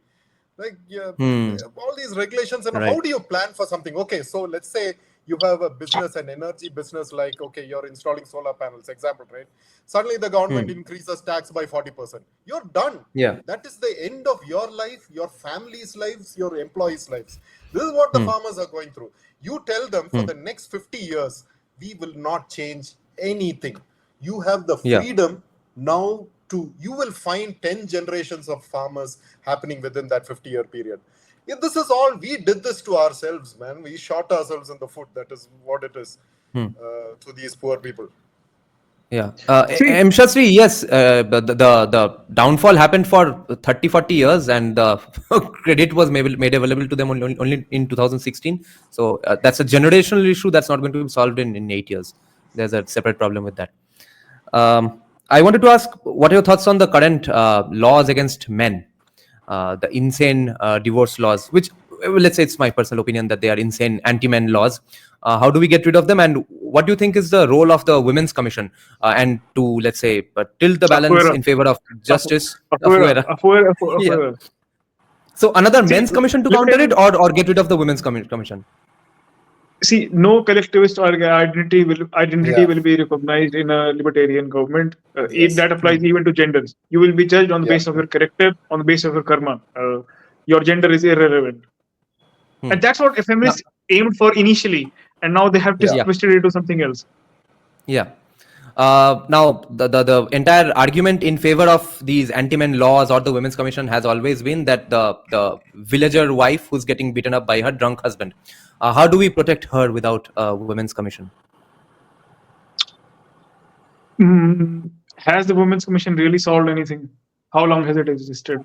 What evidence does it have that it has really solved the problem? Now we are living in some utopia where women are free to do everything. So I see very little evidence of even after Women's Commission getting something really done. So that essentially means that institution has failed. Hmm. Also, Now how do coming to the how go do on. you talking in terms of how do you solve them? It's Yeah. more about industrialization and urbanization. Hmm. And also gun rights, even in that case. Yeah, good, but Uh, yeah, gun rights. I would like to emphasize that recent tragedy that happened in Kolkata relating to that doctor. The scenario would have been different if gun rights were there and she had guns to yes. protect herself. Yeah. Or yeah, we hear Or it's a premeditated issue, so she would probably be shot from a far off place anyway. But of course, they also, had to show it as a rape, so that's a complete different issue.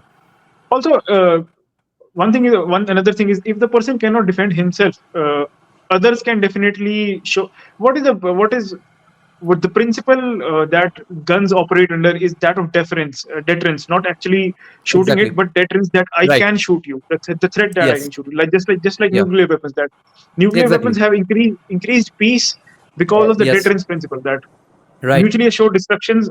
Uh, an armed society is a polite society because if it Yeah. gets violent, then everyone you will be raised to dust. So that's why Yeah. deterrence can come with gun rights. Yeah. You can have ahimsa between countries only if you are armed as fuck. Otherwise, you can't. Yes. We are so Uh, used to having our mummies and daddies come to our aid, no, that we have forgotten that we need to protect ourselves. Right? At some point, you need to say, hey, I gotta do this Yeah, myself. guns and guns are the best because they work on projectile, not on physical touching. Correct. So, and humans gain the advantage over hmm. other animals because they could throw spears and projectiles from far distances. So, Hmm. projectiles are the best, and gun is the best projectile that we have. Right. Mshas, we will take these questions in the end. I'm going to ask them anyway. Okay. So, what all must be, should be done by the government? What all would be done by a libertarian government? And what all would be left to Uh, the markets? I think we answered this in the podcast as well, but we will repeat it. So, the Yeah. role Yeah. of the government is that of the government. Role of the government is that of a referee. Or the same role. It is the referee in the free market competition that we all are participating in. The referee Hmm. shouldn't take sides. It should be neutral and keep things functional. Talking in Hmm. terms of more concrete things, the role of the government in the real in the nation should be defense of the country and coordination among the cities and towns and villages. Hmm. Now, Co- is there any way to ever? Yeah. Yeah. Go on. Coordination to simplify it. See, it's much easier for China to build high-speed rails because the central government has much more authority in acquisition of land. But in Yeah. California, California and India, they are suffering for in land acquisition because of Hmm. all the hoops that they have to jump. So Hmm. there, the coordination function of the government comes in. That you Hmm. coordinate between different competing entities, and that's why the USA formed the USA initially was highly decentralized. I would say that Yes. New York could put tariff on Philadelphia. It was such level of decentralized. But then the founding Hmm. father were like that. All these we didn't fight for this stuff, and we need something better. So they got Hmm. together, formed the constitution, and granted all the state rights and all. So it was to enable better coordination among the states. This is Hmm. the role of the central government, and role of the state government is role of the municipality and all is that of act of being a referee in the free market competition that is Right. going on. Yeah, but if we expect someone to be a neutral referee again, aren't we having to depend on the nice personality and the benevolent personality of the man? And how Yeah, do we know if he doesn't end up taking sides anyway? How to see offset there are that or his evil intentions? yeah these are legit concerns. So what can be done? The one good thing that can be done, and I think the time will come when we will move Hmm. to direct democracy instead of representative democracy. And Hmm. also we will have faster election cycles as compared to what we have Yeah. right now. The election cycles that Hmm. we have right now are because of more of a tech problem because it is really hard Okay. to gather all these resources for in such high frequency. But with the modern tech that we have, elections will be much faster, and with faster elections, we will be able to have greater accountability and faster decision making and changes in decision makers. So technology will solve this problem. Yeah. Let's talk lawmaking. How? That's in terms of the previous question. How do we make sure that he just ends up being a referee? And the fact that he has to be a referee and nothing more, how do we do those things in terms of law? Law, you limit the domain where you limit the domain in which he can make the laws. Yeah, this is a bit more precise here. How would you define neutrality? What are the 3 standards or tests you would write into law as principles of neutrality?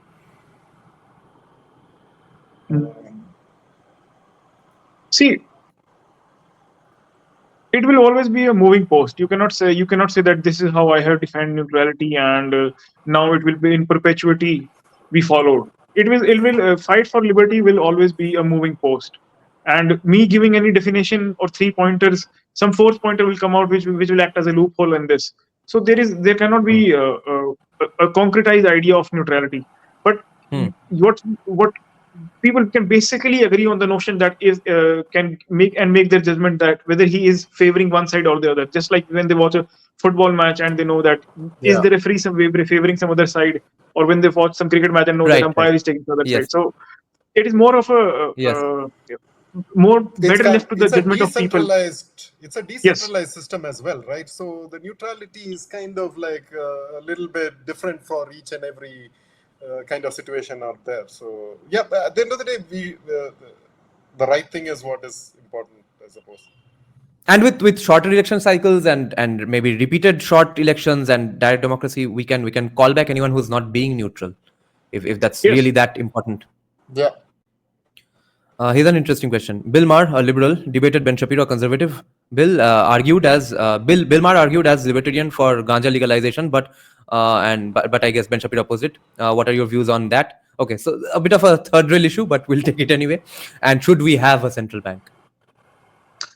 Ganja legalization, yes. And what second one? I think happened in India. I think it's already happened. I think in India, like you can kind of with Ayurveda, it's already starting to happen, right? Hemp is legal in certain levels of cannabis. Yeah, it is. No, it's legal across India. Hemp is legal across India.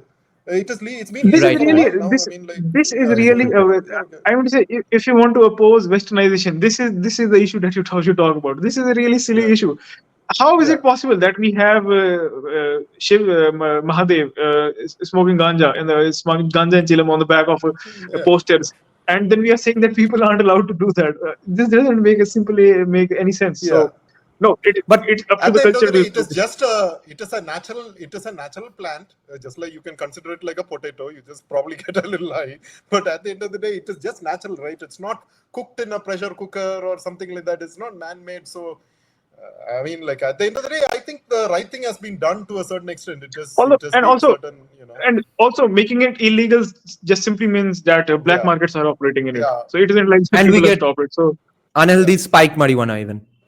Yeah. So yes, what's the point? That is the biggest issue. You're introducing health problems because at the end of the day, it's just growing in the Himalayas. Anybody can just take it, dry it, and do it. So at the end of the day, why would you just I don't see any reason.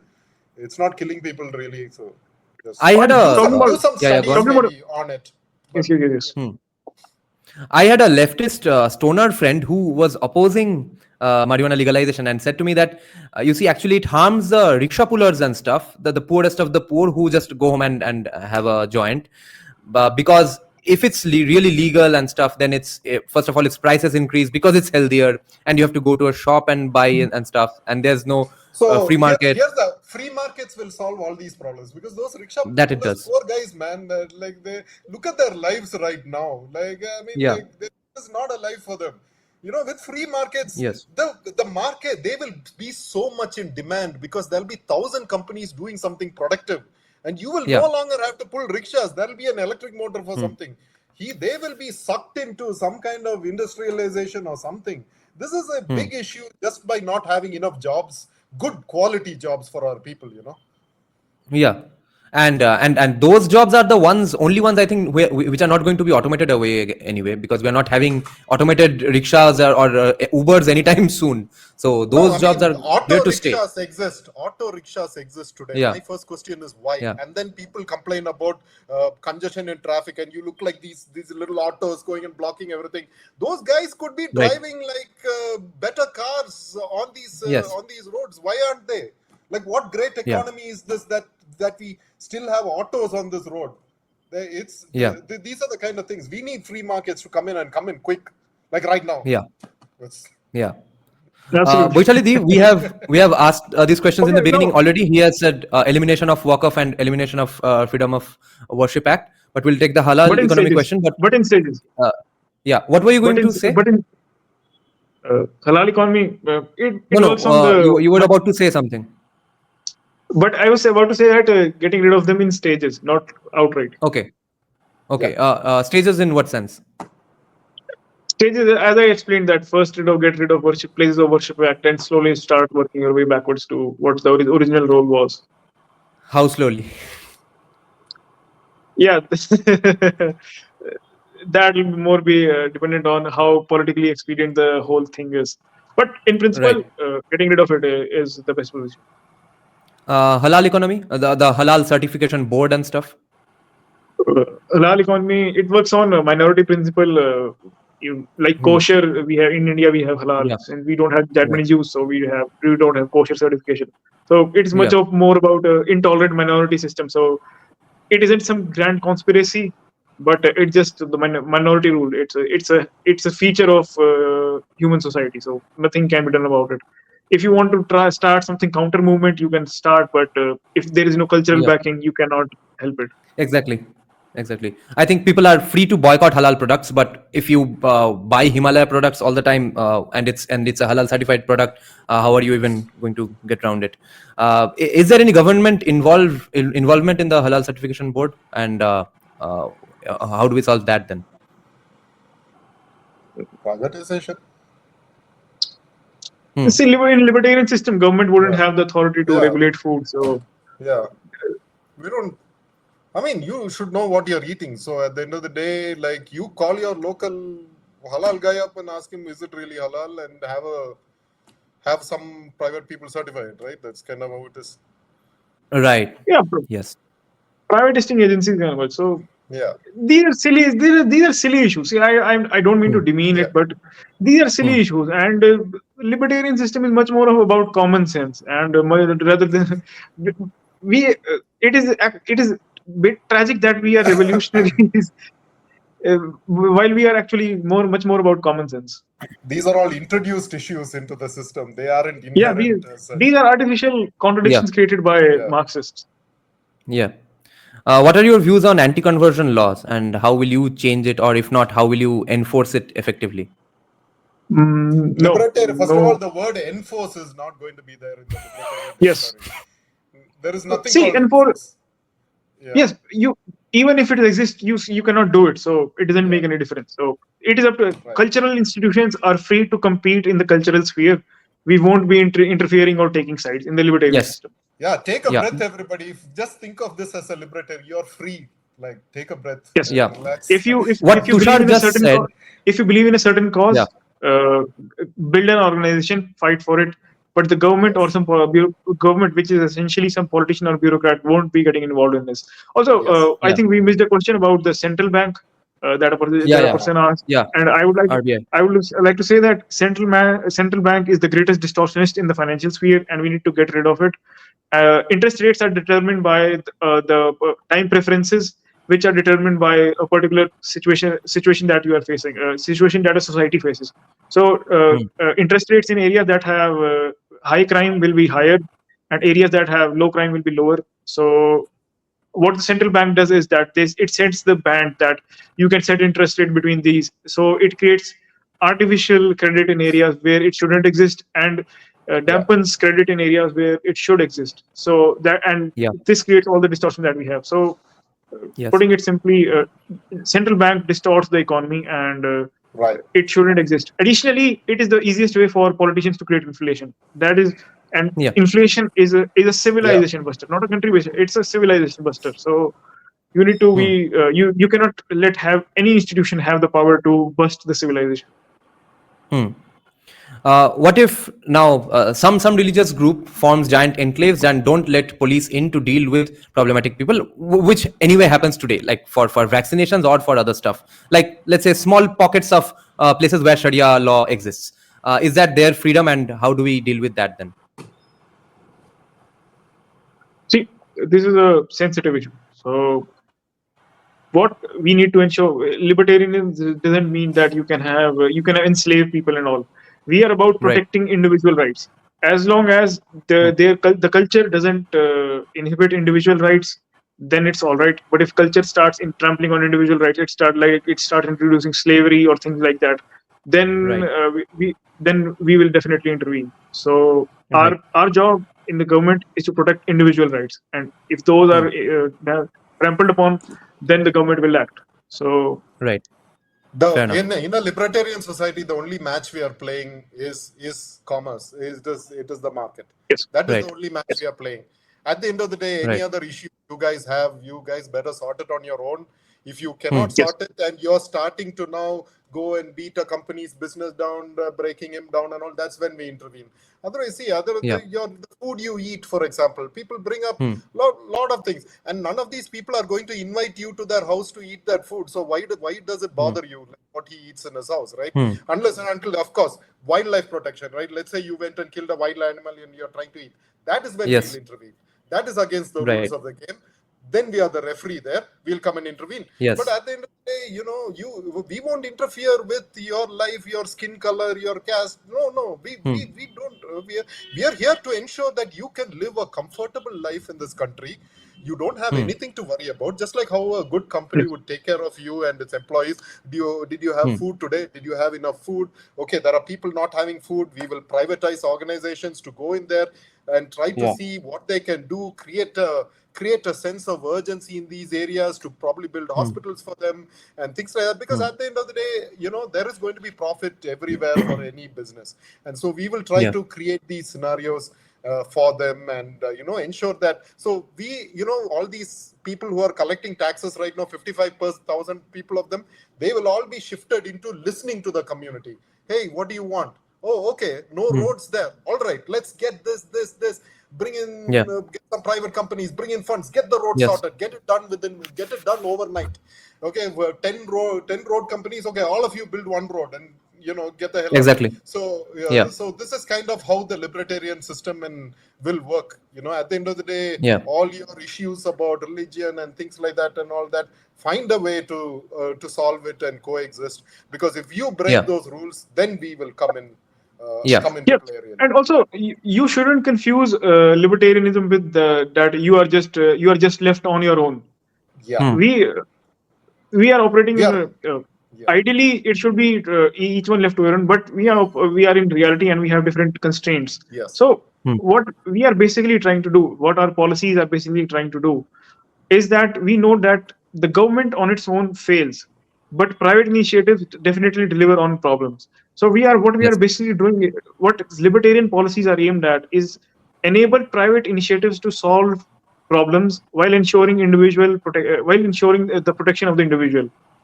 Whereas what communists promise is that we will bring individual freedom via political intervention. We are, and Yeah. use the government bureaucracy for that system. Right. And we know that it is contradictory because 75 years of evidence we have that actually each time government tries to do things on its own, it creates more and more problems and takes sides and destroys things. So what Yeah, we are for basically trying to example, do is that the recent issue with like, okay, for the last 75 years, an ambulance cannot reach you in 10 minutes yes, at all. Here comes Yeah. Blinkit. Blink and an ambulance is right there. So these guys will solve problems. That's their motivation. That's how they do things. Yes. Yes. Their objective is not coming to you and saying, oh, this is your religion, so I won't serve you. No, they don't care. Yeah. You could Yeah. be like an alien. If you want an ambulance, you will get it. And if someone cares, then there will be someone else who doesn't care about it. Exactly. Now, so our how job do is we? to, Yeah, go on. our job is to ensure that these brilliant initiatives that are taken by private organizations, they Yeah. they are enabled instead of we put obstacles in their way that you cannot do this, that. Yes. We need to ensure that what objective you are trying to achieve, how can we enable it more and more? Yeah. Yeah. We are enablers. Now- Actually, the word is enablers. We are Yes. enablers. Yes. Continuously. Because at the end of the day, the government makes money only on the receipts, right? We are not going to Yeah. make money on your tax. We are not going to make money on all just these receipts, and it'll be nominal receipts. So it's about mostly about mass. It's not about restriction. We are not going to restrict one company. What is this thing going to make in the libertarian system?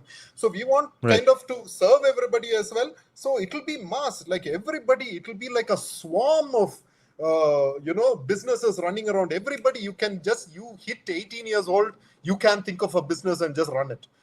That is Yes. what Yeah, this country will be with a libertarian. whatever problem you think you need to solve, you are free to solve it. But right now the system is you Yes. need to go you need to go to the government and convince it to solve it. Yeah. We will be simply Yeah. getting rid of that system. You want to solve some problem, you are free to do it. Go ahead. How do we protect forests, and what are your thoughts on hunting laws and forest regulations and stuff? See, Hunting laws, I would say, hunting laws, I would say, even now, I think even the poaching and all is because they don't have any other jobs. They really don't. So they go in there and think killing a tiger will give them 100 rupees or whatever. Yeah. Heck, in a free market system, that is going to be the last thing. You don't want to go and risk your life and hunt a tiger. Trust me on that one, first of all. So at the end of the day, people will have better priorities, and the private companies, running these tours to see these tigers and all will probably have a better life than somebody going and killing those animals. So at the end of the day, wildlife laws, we can kind of create an ecosystem to sort of protect it. Hunting within game territories, right? So let's say the population exceeds a certain limit, gaming can be allowed to a certain extent, is what I would think. Because let's say if the population just increases to so much, it starts coming into town. So let's say a certain deer population. So a season can be set apart. Exactly. Tags can be given, license tags can be given. We can have border patrols, whatever, the wildlife force patrols as well, enforcing these tags to a certain extent. So that in a perfect India, that is kind of possible. Like we can regulate certain things because we can take a census on these things and all of that. So we can do that. Also, there is no one size fit all answers to such questions. Different areas, according to their culture, will have different ways of doing things, and those areas that function things that do things well, other areas will try to copy them. So we don't need to go for one size fit all. That since we are decentralizing, the point of decentralizing is that we don't have all the answers. You try to solve the problem, and if you actually solve it, if you actually crack the puzzle, others will copy you. Right. Yeah. The other thing is about deforestation as well. That is another thing that is decentralized. Like certain forests, you really don't want to get rid of because they do more good. Yeah, exactly. Yes. Now we can't get into nitty-gritties of all policies, so therefore we will skip over that very juicy aspect you brought out. Otherwise, we could have discussed that for another hour. What all must be privatized? Everything. Everything, man. I am everything happy except getting stuff from private. I fall sick, I go to a private hospital. Like, have you been to everything a government hospital? Like, I think everything except nukes, we are good to privatize. The news, yes. The news is one thing we can't privatize, yes. How would a privatized... Yeah. How would privatized railways work? Wouldn't poor people find it unaffordable to get on trains, just like they find it unaffordable to get on planes these days? Like even now. See, not really. We already have a model. Yeah. We already have a model of population, right? They have a large population. There'll be definitely private train companies who will want to serve that population. Like there is lesser. There you can buy rice for lesser amount as well, right? Okay. But there are people who, think of the people who can pay as well. The trains will be world class and the bathrooms will be spick and span. Yes. That is for sure. Yes. But when you look at now we have population, we have numbers. We shouldn't be worried about the poor because they will be served. There will be somebody who can build a train that can get them from point A to point B at a very nominal cost. And we should trust the business acumen and instinct of our fellow Indians. They will find a way to serve them. You know. Tushar, you had any points? Yeah, we already have a sort of privatization in buses. There are government-run buses and there are private-run buses. Exactly. So, and additionally, one thing that is little talked about is about double-deckers and maybe triple-decker trains. They will definitely reduce the cost. It isn't that difficult from going to point A to point B. So plenty innovation can exist. So I don't think that it is a myth that privatization will make railways expensive, because they're profit driven. So profit isn't exactly charging high prices. Profit is also about volume. Industrialization works on high volume rather than high margins. Now, the socialists, Hindutva socialists and leftist socialists would always argue that if privatization is so great and that drives down costs, then why are private hospitals and private schools so insanely costly? They are insanely costly, even though they do provide a better service than governments. So when is that cost going to come down? First of all, FSI, we have artificial limits on how many floors there can be. And secondly, government creating artificial competition by introducing artificial prices of education that shouldn't exist. Right. They're restricting the number of the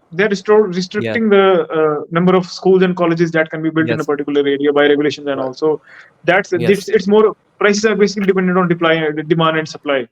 It is universal. You can there may be some exceptions, but demand and supply is how prices operate, and government is meddling with the supply. That's why we have high prices of schools. Right. Wait, I had one very interesting question here. Let me just see if I can find it.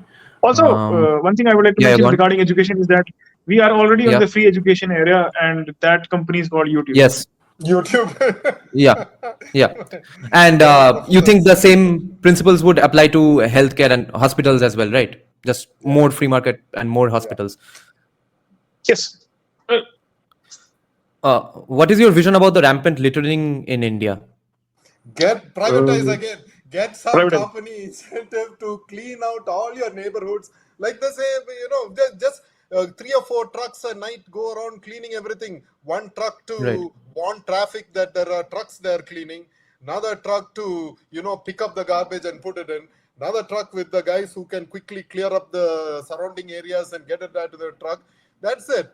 Multiple private companies, even there can be, and look at the market for this business, right? There are plenty of people. You get people to clean up each neighborhood. Multiple businesses can crop up, creating, it's not just one company. Like these days, we think about one company for everything. This is not like that. You could have 100 companies in your small state doing the same job and cleaning the hell out of it. So that's it. Yeah. And get these private companies to even put a proper system for litter bins around the city, and it's done. Cleaning is done. Now we have some interesting sets, a bunch of questions from Boishalidi. I'll just club all of them together. Okay. First is you cannot come to power in the center immediately, so why not join BJP, consolidate power, and then you do your libertarian shindig? And then she's asking, are you registered as a party already? And do you have a manifesto and a PDF copy of it? We not only have a manifesto. We not only have, but we have an explanation of the manifesto. Yes. We have argued among ourselves and we have dissected it. It's on the Anoop Zombie podcast channel as well as it's on the Libertarian Party channel as well. So please go watch them. We have asked ourselves a lot of questions. So drop in any extra questions in the comments regarding the manifesto. The other questions Tushar will answer. We are in the process of getting registered, and the final question, you cannot come into power center immediately. When that's what I thought. That's what I started with the podcast with the story that BJP still believes that the government is the way to take care of people, and this mindset or this 19th, maybe it's a generational thing, or maybe it's built a power grabbing thing. So they still believe that government is a force for good, and which we don't. So this fundamental contradiction can never be reconciled. So we cannot come into coalition. We cannot merge with we cannot merge with BJP. Right. Yeah, it's this is a very ideological difference, really. Yeah, it's just an ideological difference. Really. This is simply non-negotiable. Belief in the government is simply non-negotiable. If you look at the Libertarian team, I don't think anybody is over 30 years old. So Right. most Yes. of them, you know what I mean? Nice. Like, you know, we are generations apart, I feel. Like, even Yeah. in terms of our understanding of society, community, and the world itself, we are like very apart. This is an interesting question, a bit of a third rail issue, but we'll take it anyway. What sorts of guns will be allowed? All guns will be allowed. Can you buy them? Okay, this is a yeah, exactly. This is a very interesting question. He is a guy who is very, very Hindutvadi, and he finds a lot of good arguments in the libertarian side, but is just not sold on them fully. So he's asking, ask them. According to him, not according to him, according to me as well, India is the only land for Hindus. No other country exists for Hindus. Therefore, here's where I disagree. But what are your thoughts on it? That if some individual laws have to be given up for special rights just to protect Hindus, is that a fair trade-off? No.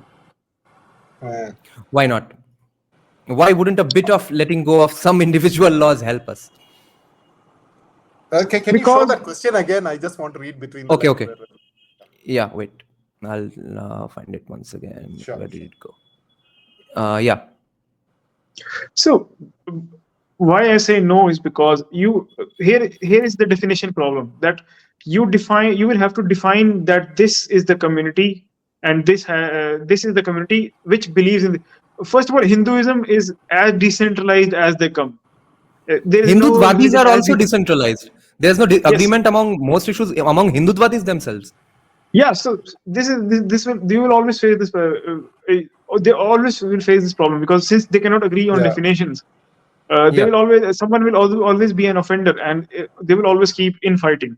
So, and Right. you want politicians and bureaucrats to define the definitions for you, and to take sides. And you want to depend on voter lottery for changing your fortunes. Do you really want to get a government involved in something so precious to you? Exactly. Here's the thing. What people need to realize is, yes, there is some strength in being part of a community, right? There is some strength. But then if you are only inbreeding within that one community over and over, I mean, like, at the end of the day, you're living on planet Earth is like the basic concept of it. Just because we planted a flag saying this is India and this is America a year ago, you need to realize as a human, you have the right to planet Earth. You have the right to this universe. A lot of people don't realize that. They feel like, oh, this little part of my, I'm a non-vegetarian, so this is the community that only the land of non-vegetarians or vegetarians can live in this place. But no, you have much more potential than just that. These are personal choices. Don't mix your personal choices with it's just saying, okay, I'll be your friend if you all wear black t-shirts. It's kind of like that. I would be friends with anyone who wears a black t-shirt. Exactly, right? But we won't want to form a country on it, because at the end of the day, we like some white t-shirt person also. You're free to make choices, but you really don't want to get politicians and bureaucrats involved in. That's the basic point. That's the libertarian viewpoint. Yes. Now, we did discuss your views on open borders and stuff, and you all clarified that you all are not in favor of open borders or illegal immigration for that matter. But what are your specific views on CA and NRC?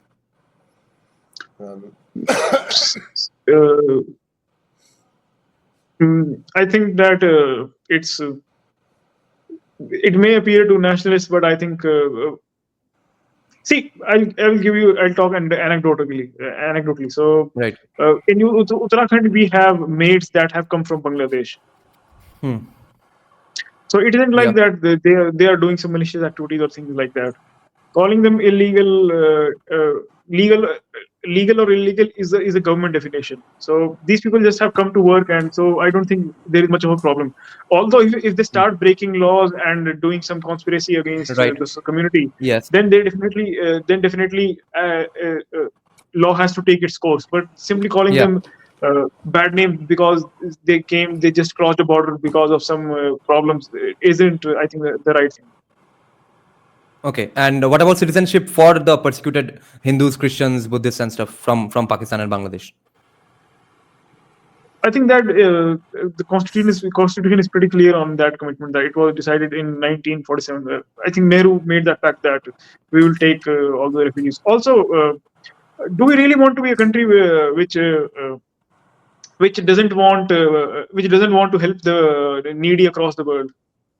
Yeah, a good point. Yeah. Okay, good point. That's a very pro CAA point. But here the leftists would argue that then why not take in the or the Ahmadiyas who are also persecuted in Pakistan, or the Muslims who are persecuted for their political views in Bangladesh. So then take anyone and everyone who is persecuted anywhere in the world. Yes, they are invited to come to India, and Okay. the condition being that they mix with the culture and don't start Right. harming the community here. Yeah, they have to Right. come here and ensure that follow the principles of the libertarianism. Don't go and harm Yeah, other they people. they You follow the had a law of the problem in your land. They country. Yeah. yes. Right. Now, what are your views on the budget? How did you find it? It was Interesting. it was India Inc. The India Inc. trying to do some course correction, still not realizing that such a huge bureaucracy cannot do it, and it was more like a corporation trying to do things, but make some changes here, make some changes there. Although the 12 lakh exemption is should be applauded to a certain extent.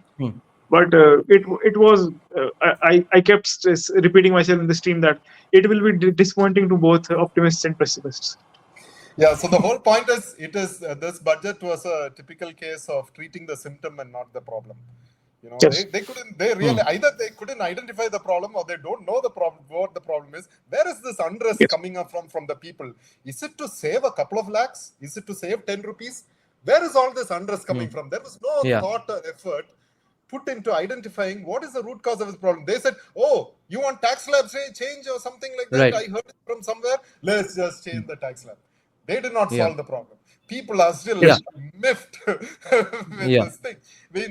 What they did is they probably solved one problem, they created a host of others. So, yes, also people don't realize that there are some changes in budget allocations, and they like we are getting rid of some tariffs and things like that. We are moving percentages up and down. So this essentially means that the earlier rate that you put, that was incorrect, and now you have to course correct. Now you are 1 year, 5 year, maybe 10 years late to a thing that shouldn't have existed prior. So you have wasted 10 years of resources into it. Yes. So no one talks about what is the root cause of the people's problem. I don't think they know the answer, but there are people who do know the answer to that. But at the end of the day, but they'll have to convince the babus. To talk us. Lot of them are afraid to talk as well. Now the people who earned about 25 lakhs will be wondering why the hell didn't I get in on that conversation? Right. They are the ones who are screwed now. Why? And the easiest reform that can be done in the bureaucracy is, let's get rid of the old socialist generation. Give them VRS. You are done. Thank you for your service. We'll work with you as consultants. You now let the young generation come in who was brought up in post 1991. They'll get awesome jobs because of the free market. Like they'll have a lot of experience to be part of the exactly. So they'll survive. Yeah, and I know we are way beyond the time that we had decided upon, but so I'll just take last one or two questions. Would you agree that the Hindutva discourse online and stuff, especially among the urban youth or even among the Mofussil youth, is a significant rising ideology and a voter bloc? Would you agree that's the case? It's a culture reviving itself. It's a civilization reviving itself. So no one can deny that. No one can deny that post 2014 and pre 2014 discourse and self confidence in the community was different. No one can deny that. So it's definitely increasing. What I am here to say is that we are more in favor of you, but we aren't in favor of your tyranny. Yeah. Right. Exactly. That was going to be my question. That what is your message if you want to get more Hindutvadis to be convinced of libertarians? What is your message to them? At the end of the day, the libertarians will not recognize like these kind of communities, right? So for us, you are Indians. You are Indians. Yes. The only flag you should carry is the tricolor flag. No other flag. Yes. We don't recognize any other flag. We don't recognize any other. If you want Hindutva, you go to some ocean and buy a piece of land and form your country and whatever, right? Yeah. That is how it is. Yeah. In India, you are an Indian. That is how and you are mixing two different problems. Cultural Hindutva is a cultural movement. Don't make it political. Culture. We are in favor of the cultural movement, but if you try to make it political, it becomes a collectivist movement, and then movement, and then you have essentially have to rely on voter lottery, and you just end up dividing people and creating conflict, which is what politicians want. So don't fall for their trap. It's a cultural thing. Yes. Work in the cultural sphere, work in the business sphere, improve whatever beliefs that you hold. Don't let politicians and bureaucrats determine what you can and cannot do. Yes. That thinking, what Anoop just said, that's basically from the state side. Yes. That's from the state side. And Yes. and if at all there has to be any political Hindutva, I can only see that libertarianism helps Hindutva causes the most. No, we don't support any any collectivist takeover of power and abusing others.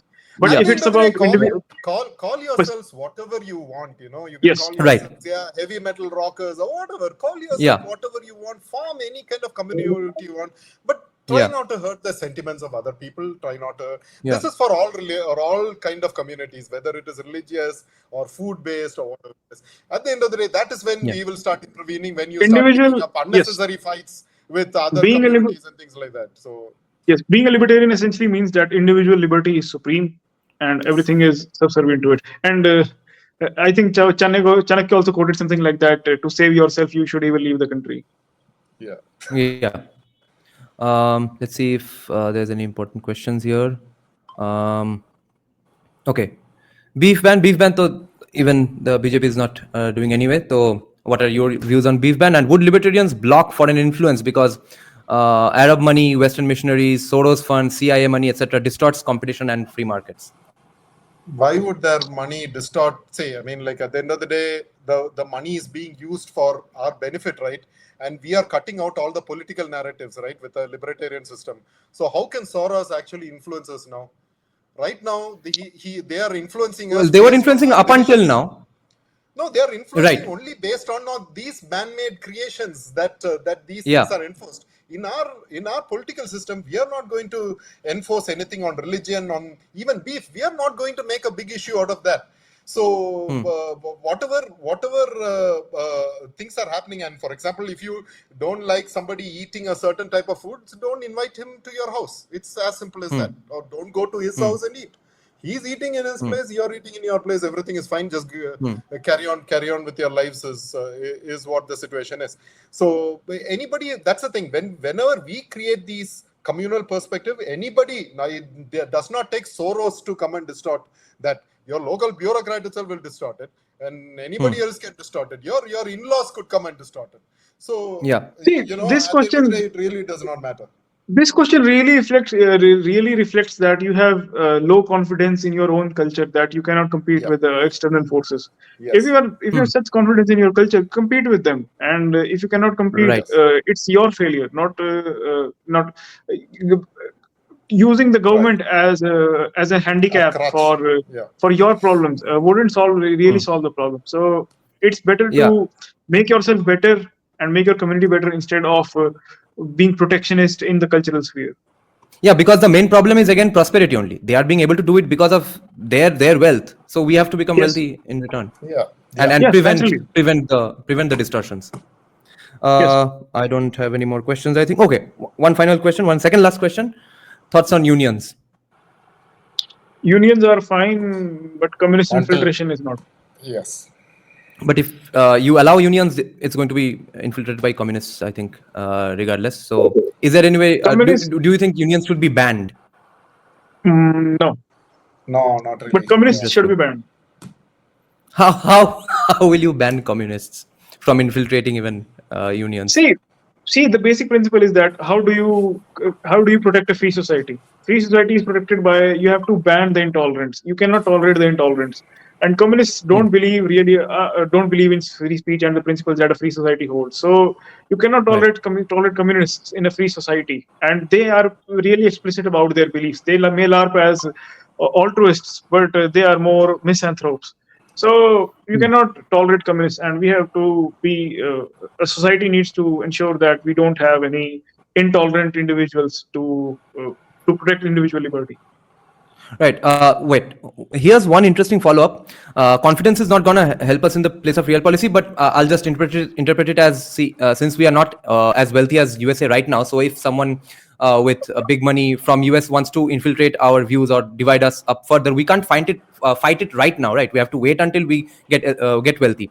So what do we do about Soros and CIA money and stuff Yeah. and missionary funding See, right now? here is See, the if you are thing so into about investment, right? We are always thinking, okay, US is the only one that's going to keep investing the money. The money investment is going to come from all around once you open a free market. Like these guys will be just one among, like, the sheikhs could be investing here. Those guys could be Right. investing. The market will be so distorted. Distortion will mean nothing. You know what I mean? Like Right. right now, we are hanging on to every word that Soros is saying because we are thankful that the US is throwing down scraps. When you open a free market, African chiefs will be investing all their money here. Yeah, That's how it USAID is going to stopped. be. Yeah, exactly. Yes. It's all going We to don't be. even need USAID. This is the problem. All also these problems can be one solved thing. with the lack of free market. Yeah, one thing is the one more thing I would like to add to this is that since money gets involved and bureaucrats is so corruption ridden and politicians are so corruption ridden and greedy about money, they will definitely be bought out. So do you really want someone who is greedy about money Right. to get involved in protecting you? Do you really want your army to be dependent on who is the highest bidder for it? Right. How is banning communism libertarian? Because to protect a free society Yeah. you cannot tolerate the intolerant, and communists are intolerant and they won't be tolerated in a free society. So it is perfectly fine with the libertarian position, although this doesn't mean that they aren't free to express their views. They are free to express their views, but they cannot compete politically because they do Right. not believe in democracy. Right. They do not believe in the constitution which ensures free speech. They do not believe in that. Since you do not believe Right. in that, we won't turn a Right. blind eye to it. So actually, so this essentially means that when they come into power, there is always the possibility that they will ban free speech because they Yeah. don't believe in it. So Right. that's why we cannot tolerate Fundamentally, it communism. does not apply at all. They don't apply Yes. to Right. this course. The So in that communists same simply way, for those reasons, would you ban parties like PFI, AIMIM as well? I don't any think party. AIM actively advocates for an end to free speech, but I guess we can safely assume that he believes in Sharia law, OAC. So would we ban them in a libertarian political system? If they aren't open to they aren't see, this is the basic principle that we are operating: no tolerance of the intolerant. If they are open to negotiation, then we are fine. But if they aren't open to negotiation of the libertarian principles, or the even our constitution, it isn't exactly libertarian, Yeah. but it's definitely liberal. So if they Yeah. don't believe in the principles of the constitution, then they are essentially an unconstitutional body. So we are just following the word of the constitution and not doing something different. Yeah.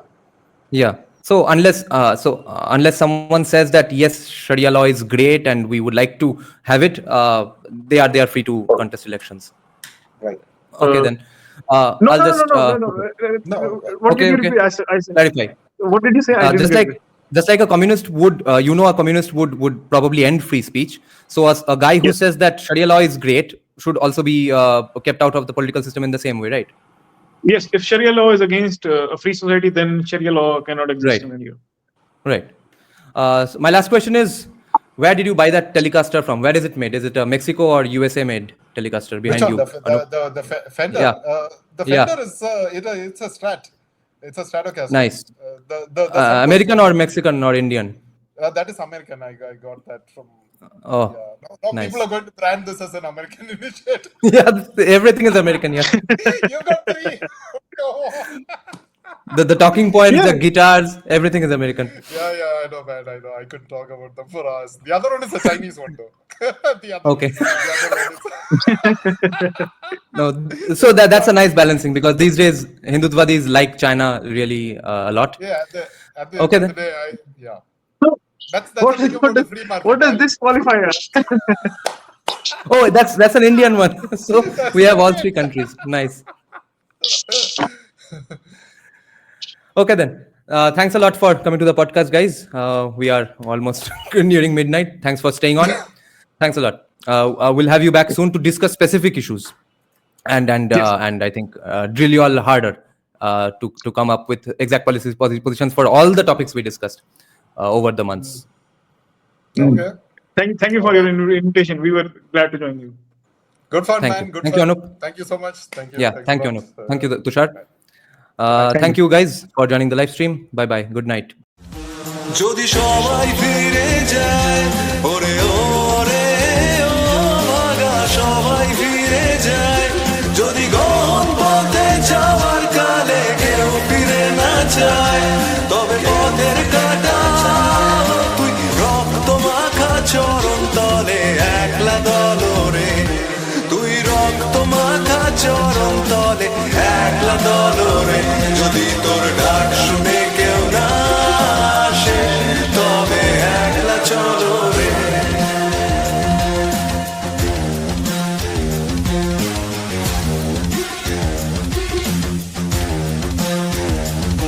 যদি আলো না ধরে ওরে ওরে ও ভাগা আলো না ধরে যদি ঝড় বাদলে আধার রাতে দুয়ার দেয় ঘরে তবে বজ্রানলে আপন বুকের পাঁজর জ্বালিয়ে নিয়ে একলা জলরে আপন বুকের পাঁজর জ্বালিয়ে নিয়ে একলা জলরে যদি তোর ডাক শুনে কেউ না আসে তবে একলা চলো রে